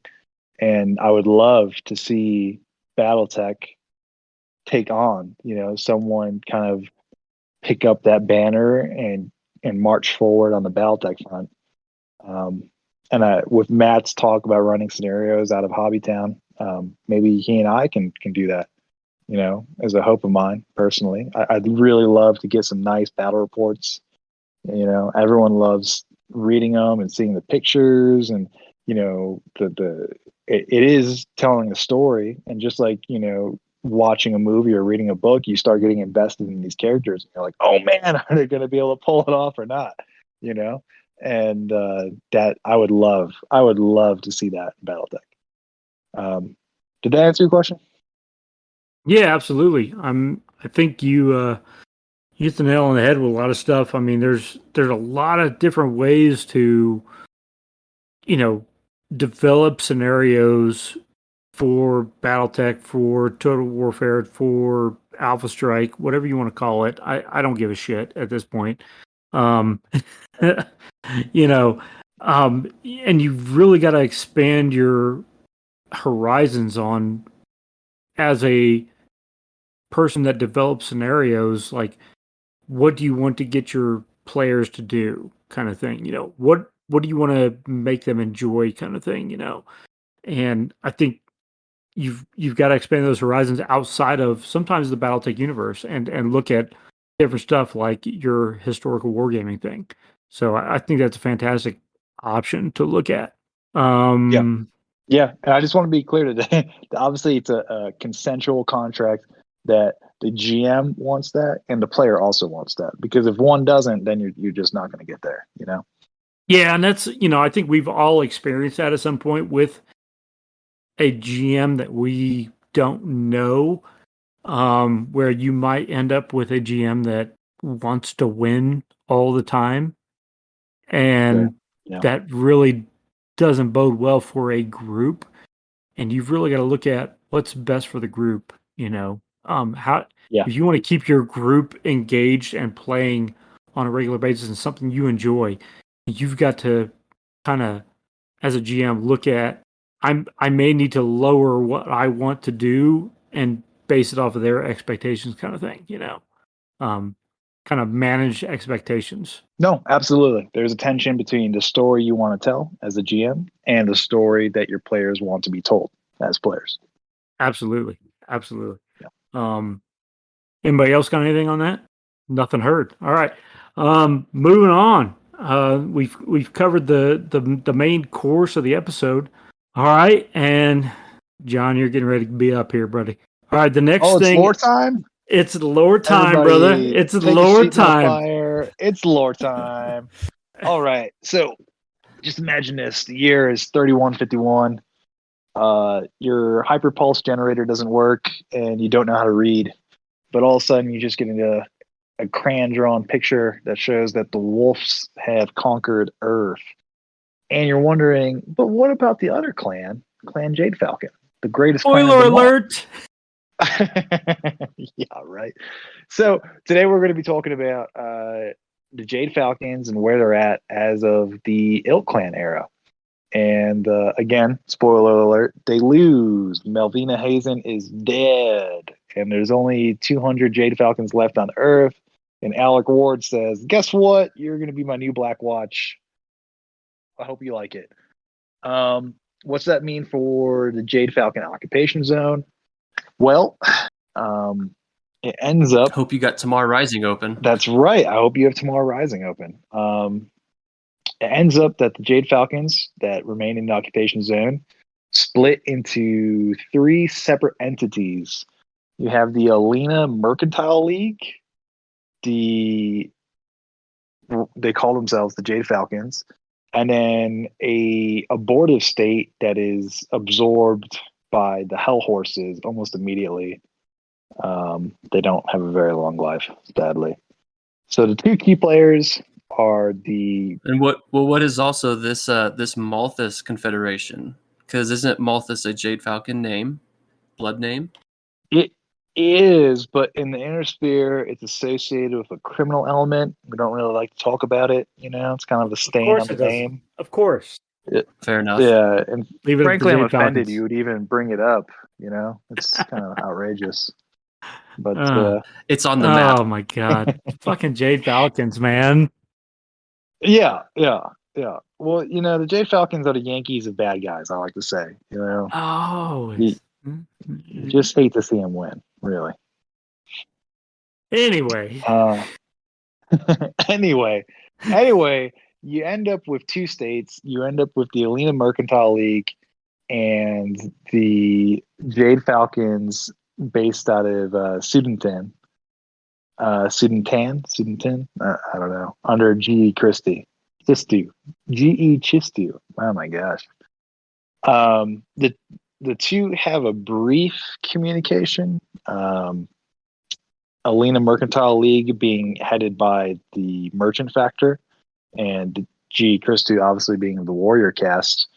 It's very short talks. It's to the extent of, oh, you're not run by the Warrior cast, then you're wrong, and that's about it. It is interesting though. The Alina's Mercantile League have access to some very kind of unique mix of units.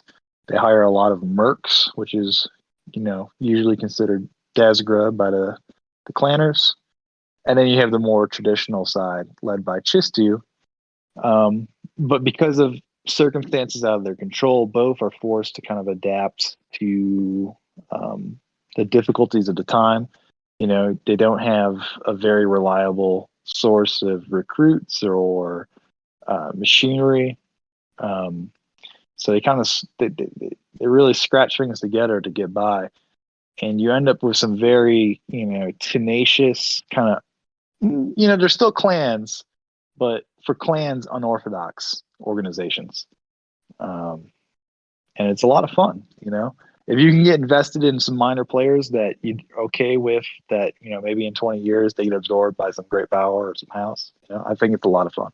Yeah, I just finished reading literally last night, today, Tomorrow Rising, and yeah, it's the entire occupation zone just turns into a whole bunch of small nations.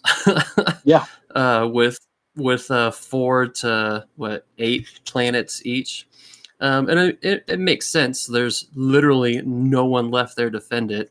A lot of the Salama warriors didn't even want to defend it. Some of them even turned it into their own,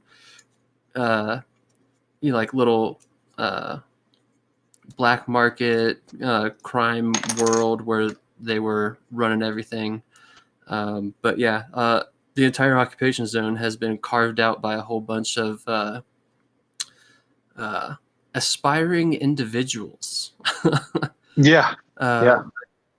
Well, But yeah, definitely recommend giving Tomorrow Rising, if you haven't already, a read. I know I'm way behind, having just read it, and it's been out for a hot minute. But it's a really good read. yeah, and I think you really have to look at, if you want to see the current. And I didn't listen to anything John said because he's Jane Falcon, and I don't give a shit what he says anymore. That's right. That's right. But if you haven't looked at A Question of Survival yet, did you talk about that at all, John? I didn't. Is A Question of Survival about the Wolf Dragoons? No, it is not. It is about That was Redemption Rights. Redemption Rights, brother. Question of Survival is talking about Ghost Bears and Jade Falcons and what Jade Falcons do in response to Terra.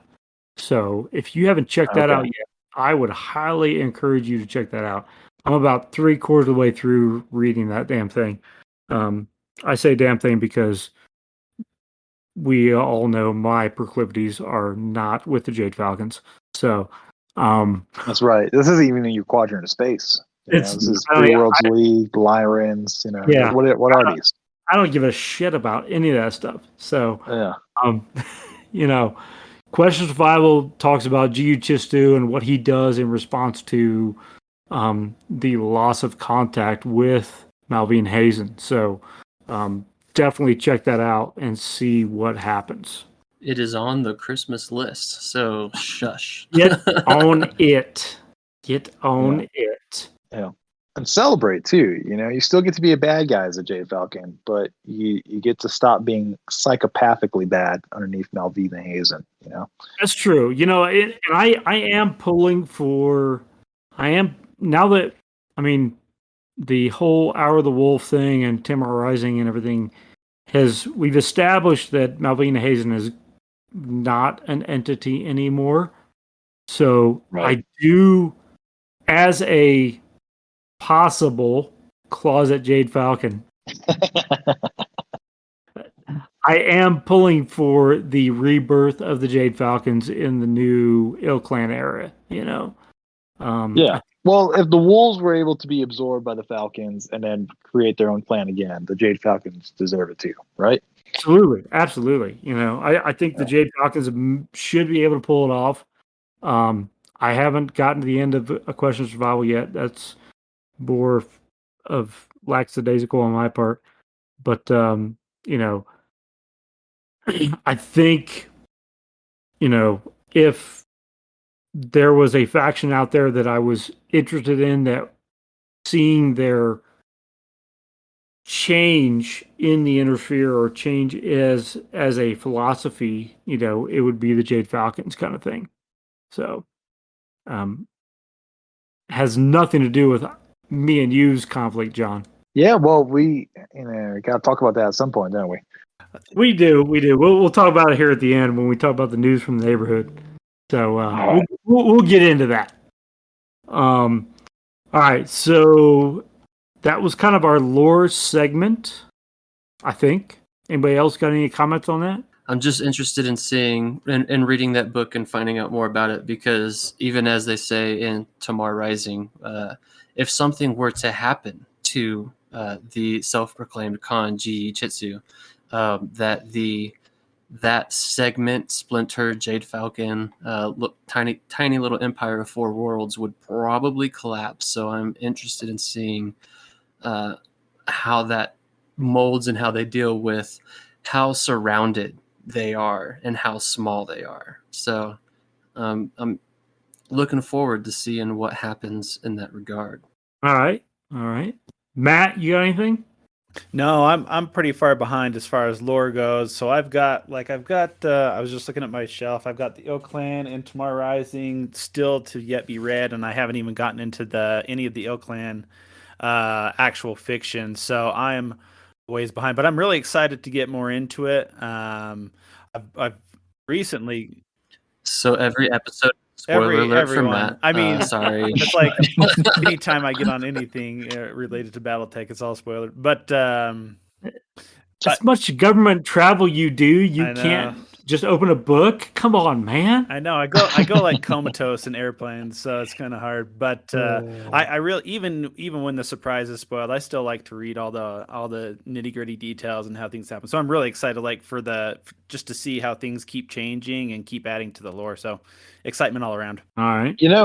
This might be I may have made a mistake here, but Matt, I never got to read. You have painted Intersphere and painted clan forces.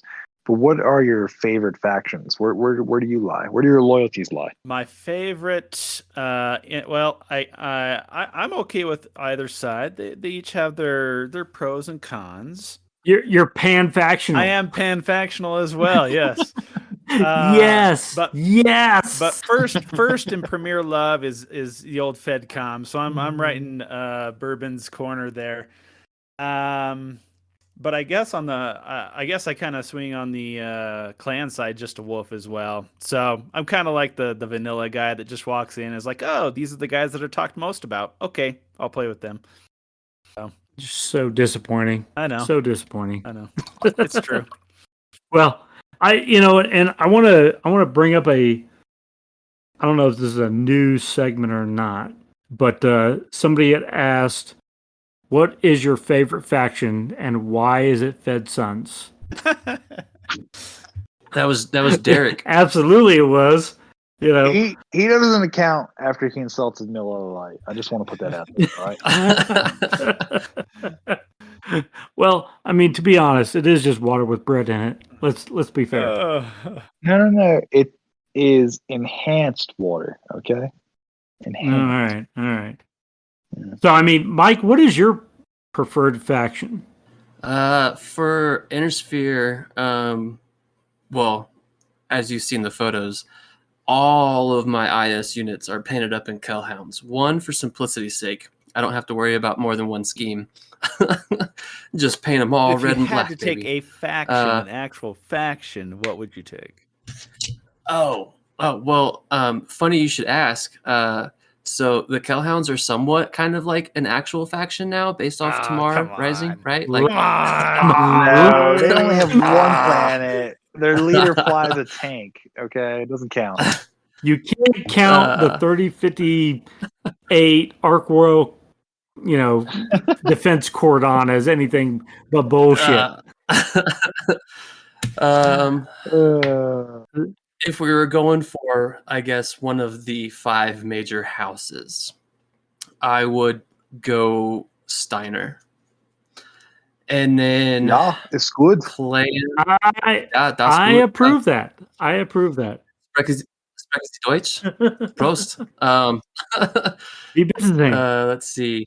Yeah, and then clan-wise, my custom clan is a splinter from the Ghost Bears to make it a little more Nordic, more Norse. But if we were going for named clans, it'd be Ghost Bear. I'm surprised you weren't more Rasselhaig Dominion or even Free Rasselhaig Republic. Yeah. Well, I was going off like they come. I mean, yeah, they also get super annihilated super fast shortly after that poor country was. But I was talking about like the 5 initial. Free Rasselhaig is just an offshoot of Steiner too. Right? I don't know, Mike. All I hear is that you bitched out of being a space Viking. God damn. Spice Viking. Like a Spice Girl, but a vegan. I love it. But they're neighbors, right? They can be friends. They can play as both sides. Hello, I'm Spice Viking. we obviously have established what John's preferred faction is.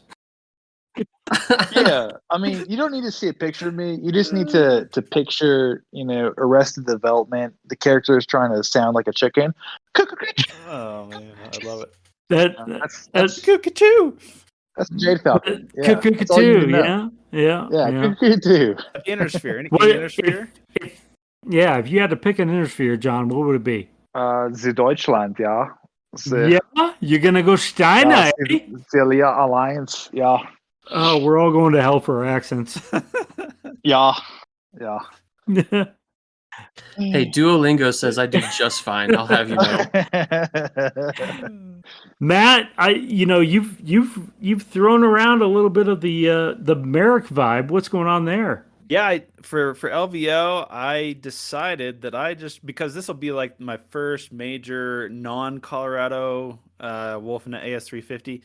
I just wanted to see if just a random faction from a random era could hang with the other kind of almost cherry-picked faction era list. So I picked one that I didn't really know much about, but that is kind of like hangs on in the background. So that's why I picked Free Worlds League, and they're purple, so I can make some purple people eaters. And then Civil War is like kind of where most of my lore knowledge kind of ends. So I thought, oh, that's we'll see what it's like. So that's why I picked Free Worlds League. No other reason than kind of I don't know much about it. So it kind of forces me to see what units they have and try and do my best with it.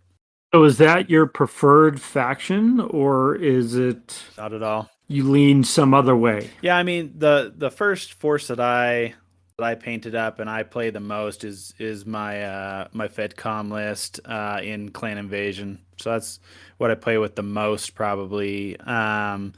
And that's where I lean in kind of favoring them. But I'm interested to learn a lot more about the other different factions. And, FedCom is kind of like gets the most attention, especially in the early lore. So, them and Draconis Combine and kind of the conflict there. But, I wouldn't say that I lean towards Free Worlds League, but I'm excited to see how they hold up against what I foresee as being some much stronger lists. All right. Oh shit! I have to actually say what my faction is, don't I? Yeah, come on. Yeah, nerd.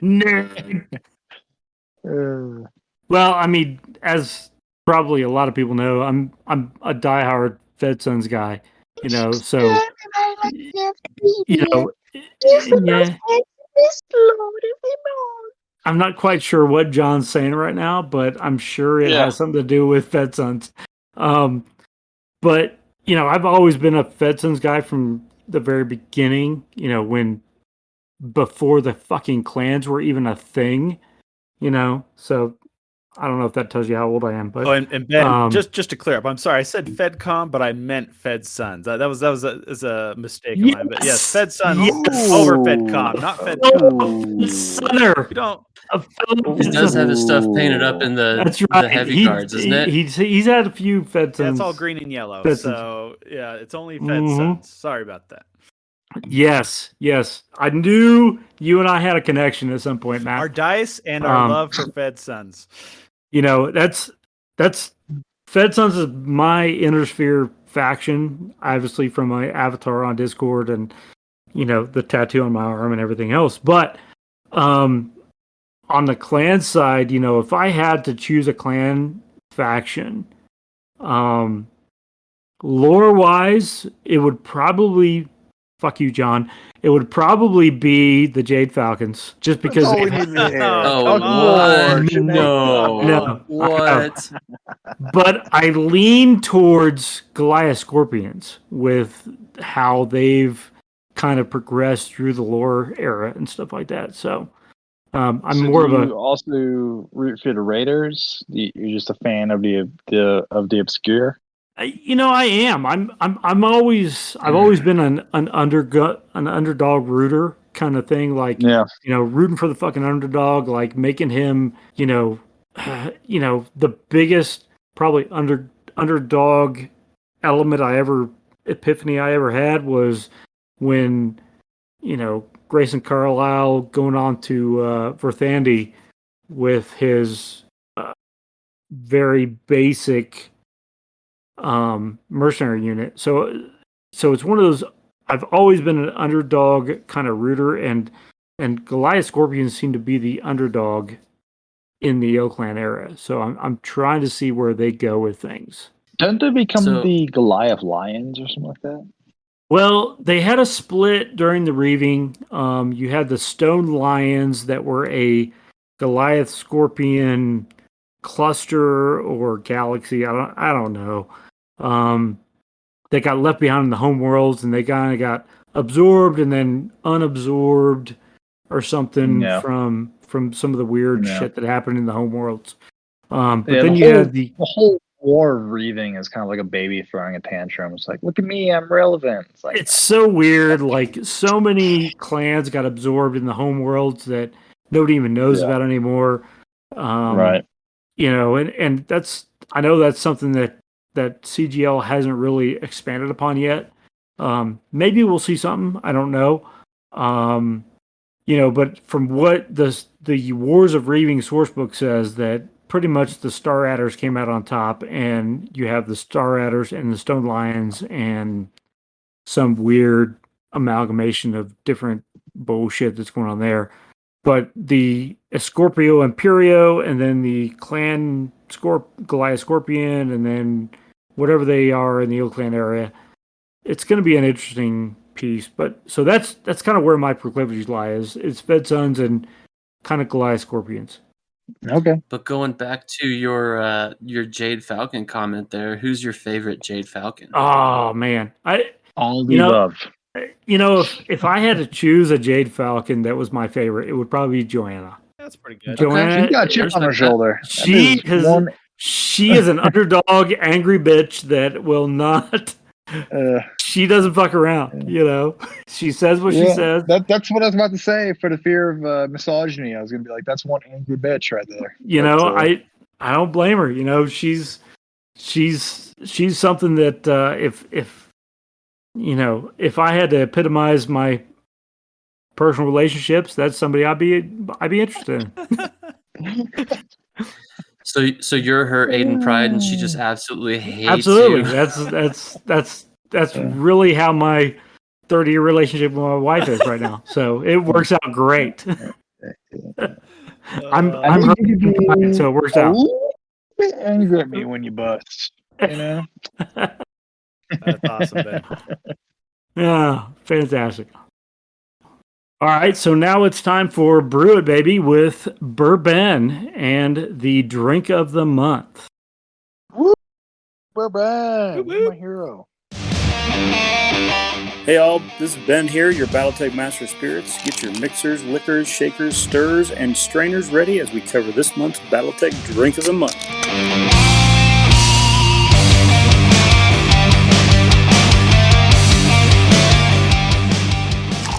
All right, so this month is the AC20. Chandler, Reller, where are you at right now? This is the AC20, all right? 1 ounce of bourbon, half ounce of scotch, half ounce of vodka, 1 teaspoon of brown sugar, mix it all together in a whiskey glass, and then take it to the head. That is the AC20. Right. My only critique is the brown sugar. Just take that liquor to the face. You know what I mean? I mixed one up right before the show, and I got to say, that is a rough animal right there. It's the honey badger of drinks right there. How's this one ranking with the PPC varieties that you've been rolling lately? It was easier to take a PPC to the head. It was a lot more difficult to take the AC20. Much like it would be difficult to take an AC20 to the face in I don't know, classic or in any point of the game. This is a crit roll number 12 on the Alpha Strike table. It's pretty rough. I found that the only way to make some of these better. All right, so if you take the AC20 with its 1 ounce of bourbon, half an ounce of scotch, half an ounce of vodka, and a tablespoon of brown sugar. If you take away the scotch, the vodka, and the brown sugar, it's tolerable. So it's just bourbon likes bourbon. Pure juice. That's right. You need the pure brown, brothers. The pure brown. Gosh. I just want everyone to know it's 21:40 on a Sunday, okay? It's only 9:40 p.m. for you civilians. Not even that late. Old Ben and I are faded. Soused. I started at 5 p.m. just testing. So who records a podcast? No sober, shit. Other than Matt. To be fair, I already switched over to Dirty Met Coolant like 3 hours ago. So you guys are in for whatever it is. Ew. When you posted the drink of the months for the past episodes in the Discord. Right, I did. Damn right. So that is the drink of the month. Has anybody tried it? I have not, and I'm scared. as you should be. It's an AC20, man. Everyone's scared of those. Chandler Reller, my brother, the AC20 aficionado. All right. The AC20 is not for the faint of heart. He has to drink one now. He definitely should. He definitely should. He has to drink one now, and he's got to provide comment. I'm going to call him out in the speakeasy. Hey, Ben, if you drink, I'll drink a shot of rum with you, okay, buddy? You're not alone. Hey, man.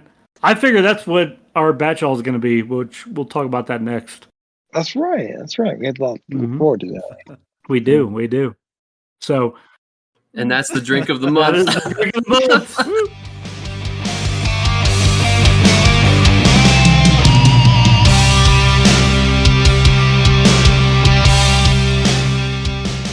All right, news from the neighborhood. So what I've got on the notes: Wednesday nights, 6 p.m. in Fort Collins in Matt's Battletech basement. Come play. Come on out and play. They're prepping a scenario. Did you? Or campaign? Right now we're holding off on the next campaign till the new year. So we're just playing one-offs at the moment, and it's going to be a little bit more sporadic around the holidays, but we'll still try and keep it most Wednesdays. It'll probably be 3 out of the next 4 Wednesdays still. So if you're in town, if you're here, come play with us. All right. So that's Wednesday nights. I think Randy out in Longmont, they still run Wednesday nights in Longmont at Wizards No, something. what is it? It's got a gold in it. I can't remember what it is. Gold, man. It's been so long since I've been there. Heart of Gold, I think. Heart of Gold. Yep. Heart of Gold. Yeah, Wednesday nights. On Wednesday nights in Longmont. If you want to go to Longmont, I think Randy starts out there about 6 p.m. So definitely check out Randy in Longmont. What else we got? Friday night. Friday night fights in Hobbytown, Westminster. Starting around 5:30 or 6. We have Alpha Strike and Classic. Usually myself or John or both of us or none of us is always there. Yeah, I get down there usually every other week. So we usually have some sort of crew down there on most Friday nights. Let's see what else we got here. Board Fox Games in Grand Junction on Wednesday nights. Nobody's got nothing on that. Fantastic. Petrie's Games every third Saturday at 2 p.m. in Colorado Springs. Mike, that's your area.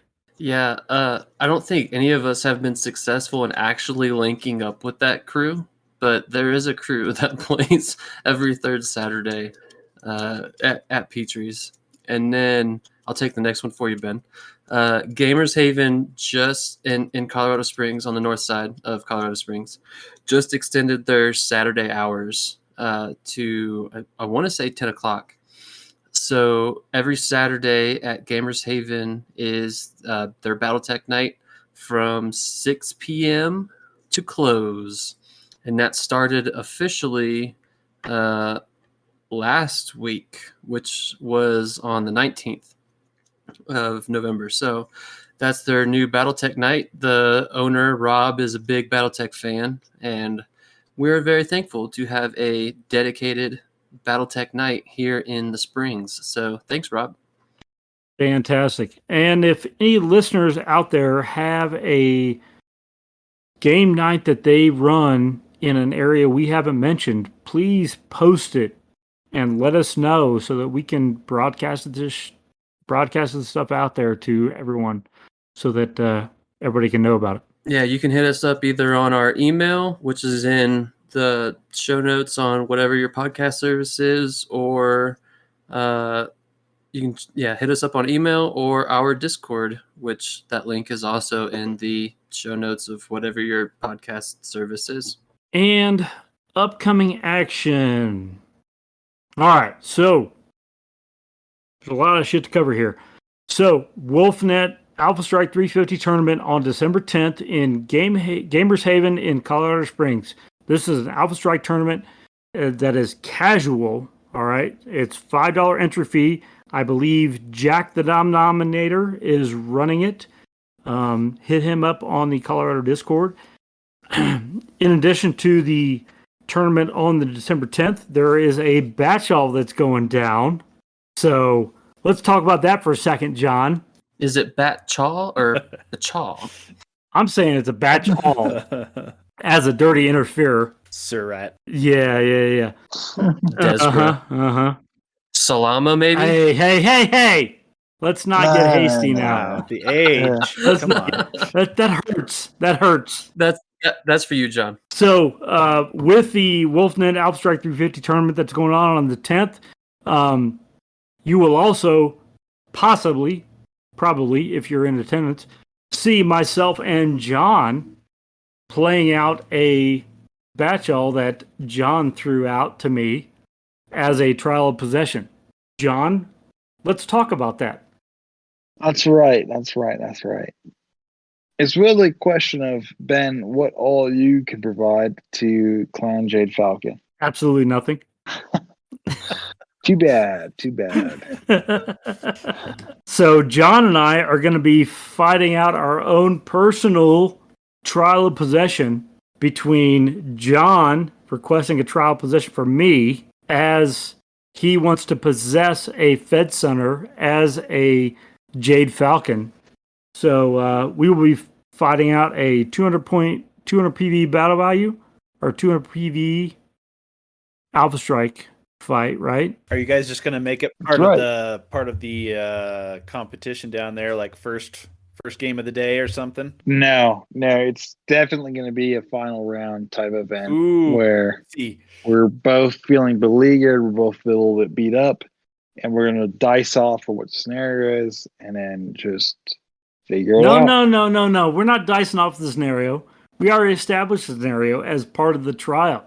You Oh, that's true. declared what you wanted. You want me to be a Jade Falcon for a year, Correct. right? And so I, as the Batchall receiver, got to choose the battlefield, which is going to be stand-up fight in Alpha Strike.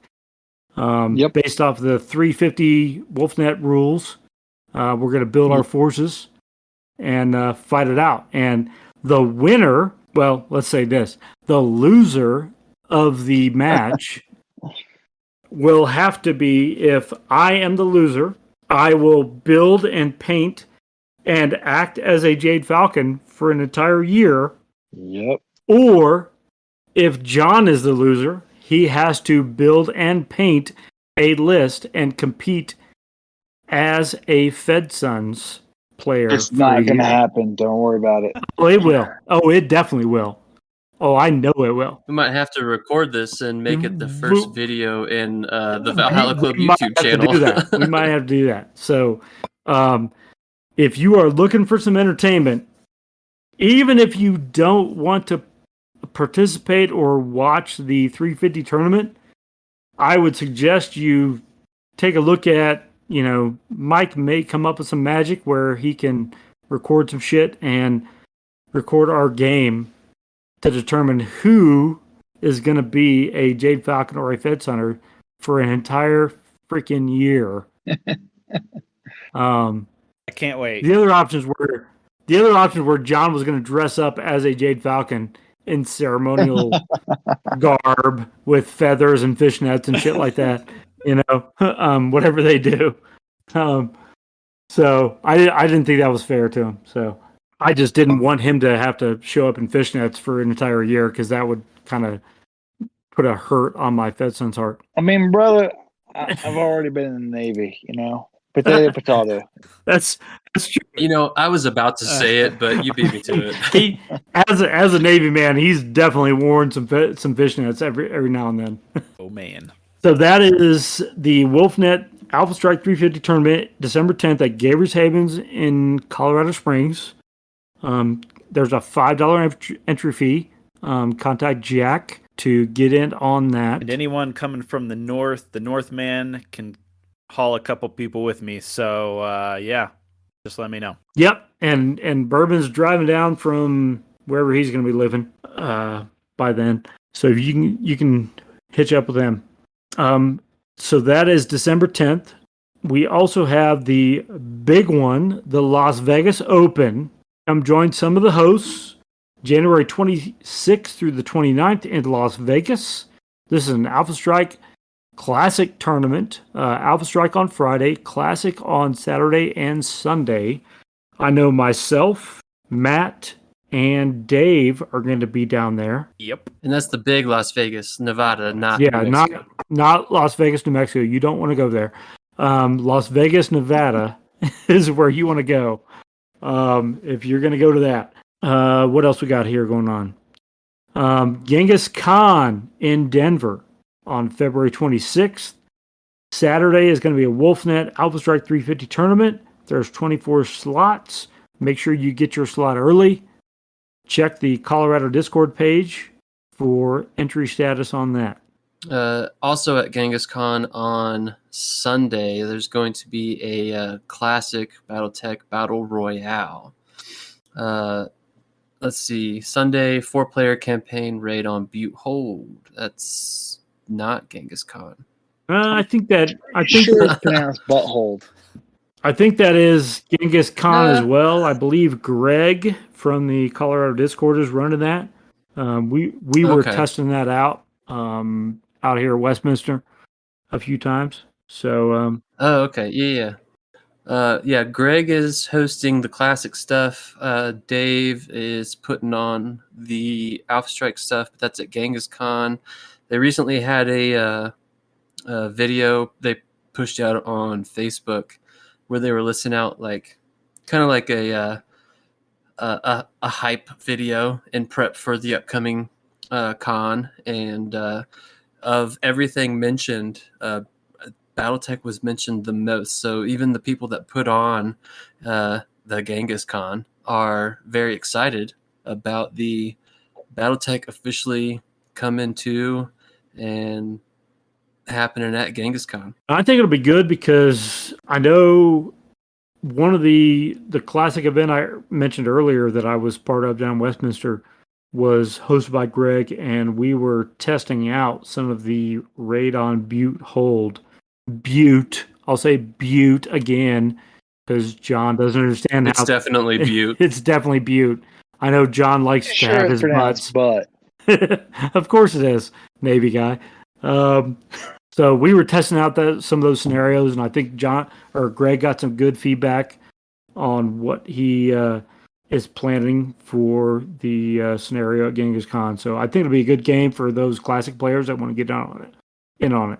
And it looks like admission to the individual events, which is either the classic event by Greg or the Wolfnet 350 event hosted by Dave. Those events are free.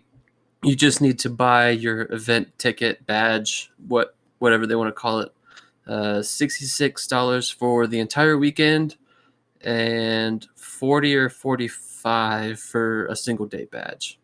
And those can be picked up at gamergirlgame.com to get a badge, or is it gamergirlgames? Gamergirl.game.com. Oh, okay. I think, maybe. I don't know. Let me check. Somebody look that shit up because I ain't doing it. It is absolutely gamergirlgames with an S at the end.com. You show notes lie. That means Dave typed it wrong. Son of a biscuit. Well, he's not here. We can badmouth him all we want. Damn you, Dave. Dave, you suck. All right, so that is the upcoming events for the next couple of months. Like I said, we got December 10th. We got the... Oh, there's also... Whoa. The Rocky Mountain Open. Oh, shit. The Rocky Mountain Oyster Club. What's going on with that? Let me pull that up. We actually have like details on it now, because before it was just something is happening. Mike is making internet magic right now. I'm trying, man. So the Rocky Mountain Open is going to be held in Denver on March 11th and 12th. Venue, as far as I know, is still to be determined, as well as the events to be held. But the same people, Frontline Gaming, that is putting on the Las Vegas Open, is also putting on the Rocky Mountain Open here in Colorado, March 11th and 12th. So that is March. That is all we know at the moment. Its name and its date range. No, and that's it. We don't know the venue. We don't know what's going to be there. But once we know, you'll know. So that's coming up. And I think that covers our upcoming events for the next couple of months. We'll be hitting those harder as we progress into the new year. All right. I think that brings us to the close of the episode. And we start with the shout-outs. Mike, what do you got for shout-outs this month? I'm just going to shout out Braden, Dusty, and Charles, because those are the three individuals I played at the Battle for Black Earth. Again, Dusty, sorry for making that not fun in the first 5 minutes of the game, 5-10 minutes. It was not my intent. But I had a lot of fun playing with all three of those individuals. Charles, you Sly Dog, as the individual that got to know what buildings blow up. Well, you shot it and blew my poor bushwhacker up. But it was a lot of fun. Great games all around, and definitely look forward to more games with all of y'all. So that's my shout outs. And Matt, shout outs. Sure. So first shout out, I'm going to duplicate Mike a little bit. Dusty, man, You wiped me out in the third game, and I was sorry I was a bit of a sourpuss, but you completely destroyed me. I did not enjoy it, but you're a great player, man. Love playing against you. Also, for shout out to Damien, because he came up and he was like the first guy that I had talked to that actually listens to us on a good basis. So he was all excited about the podcast, and I was excited to talk to I guess a fan. So Damien, you're always a great guy to talk to. Yeah, if you're listening to this, shout out to you, man. Last shout out is to Aries, because they're awesome. Aries Games and Minis. They help support the events that we do out here, and really help support this latest event, that the Liberation of Black Earth, with some prize support and lots of other things, dice and all sorts of stuff. So shout out to Aries for always being good to us. Yeah. It just occurred to me that it's kind of ironic. Damien was in charge of the Intersphere commander at the event, had the commander die under his charge, and then won the mech at the end of the event. So like it's kind of ironic, but yeah, Damien's a great player, and always enjoy interacting with him. And Alex did an amazing job painting that. And I'm sorry to tag in at the end of your shout outs here, but shout outs to additional for me, Alex and Jack, for painting the commanders for the event. They both looked amazing, and I'll let you have it back. I'll just say ditto to that, because they did do a great job, and a great job for those. It's great to have such great players in our community here in Colorado. So those are my shout outs, and I'll turn it over to John. John, what you got for shout outs? John's muted. John? Did he go to the bathroom? John! Caveman. Bunga. Bunga. Unga bunga. I see how this challenge is going to go down. Yeah, he's going to be just gonna absent for most It's of gonna it. be like a ghost. You just Uh-huh. Oh, he's back. John. John, shout outs. I'm here, boys. I quote the Ricky Bobby, I'm too drunk to taste that chicken. You know what I mean? I don't know what to do with my hands. And then just what was the question? The shout outs, brother. Shout outs. I pass. Oh, you were going to make a great Jade Falcon opponent. Might be a bondsman. You are definitely going to be a great bondsman for the Federated Sons. Yeah. All right, shout outs. I'm going to shout out Aries Games and Miniatures again. They did a great job of providing prize support for the Battle of Black Earth event down in Colorado Springs. Castle Rock. Whatever, man. It's all the same shit. It's meat, cheese, and vegetables. It's like, Mexican food. It's all the same. Castle Rock, Colorado, Aries Games and Minis, the Battle for Black Earth, Aries Games and Minis. You did a great job. Additionally, just the other contributors to the universe, on the origins of battle mechs, the mechs that a lot of the guys over on YouTube are developing, the Armor Up guys that are running all of the Armor Up podcasts, Wolfnet, Black Pants Legion, Death Ray Designs, all those contributors to the universe. You guys are doing a great job. Keep up your good work, and we all appreciate it. So, Roger that. All right, so my shout out tonight goes out to everybody that joined us for Battle of Black Earth. And a big shout out to Jack and Alex for painting the prizes. They turned out amazing, and I know that the folks that took them home are going to really appreciate them, and I can't wait to see them on the table again, as well as to Derek and to Jeremy at Inconceivable Games. You guys made this happen, and I really appreciate it. And I really appreciate everybody coming out and, giving their time to an event. And I hope everybody had a great time. and with that completes this episode. We hope you enjoyed it, and we look forward to you guys listening to us next month. Talk about a lot of nonsense. We won't be sober for that either. We weren't sober for this one. What's the difference? Good night, all. Thanks, everybody. Good night.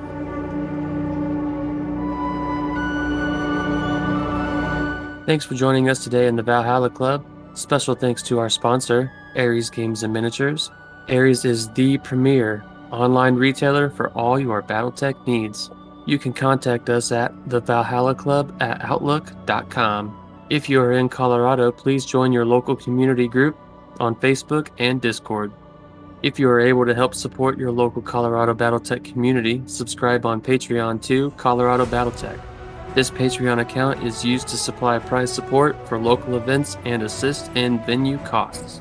Links for the Valhalla Club Discord, the Colorado Battletech Patreon, and Facebook group are in the show notes. Until next time, mech fans.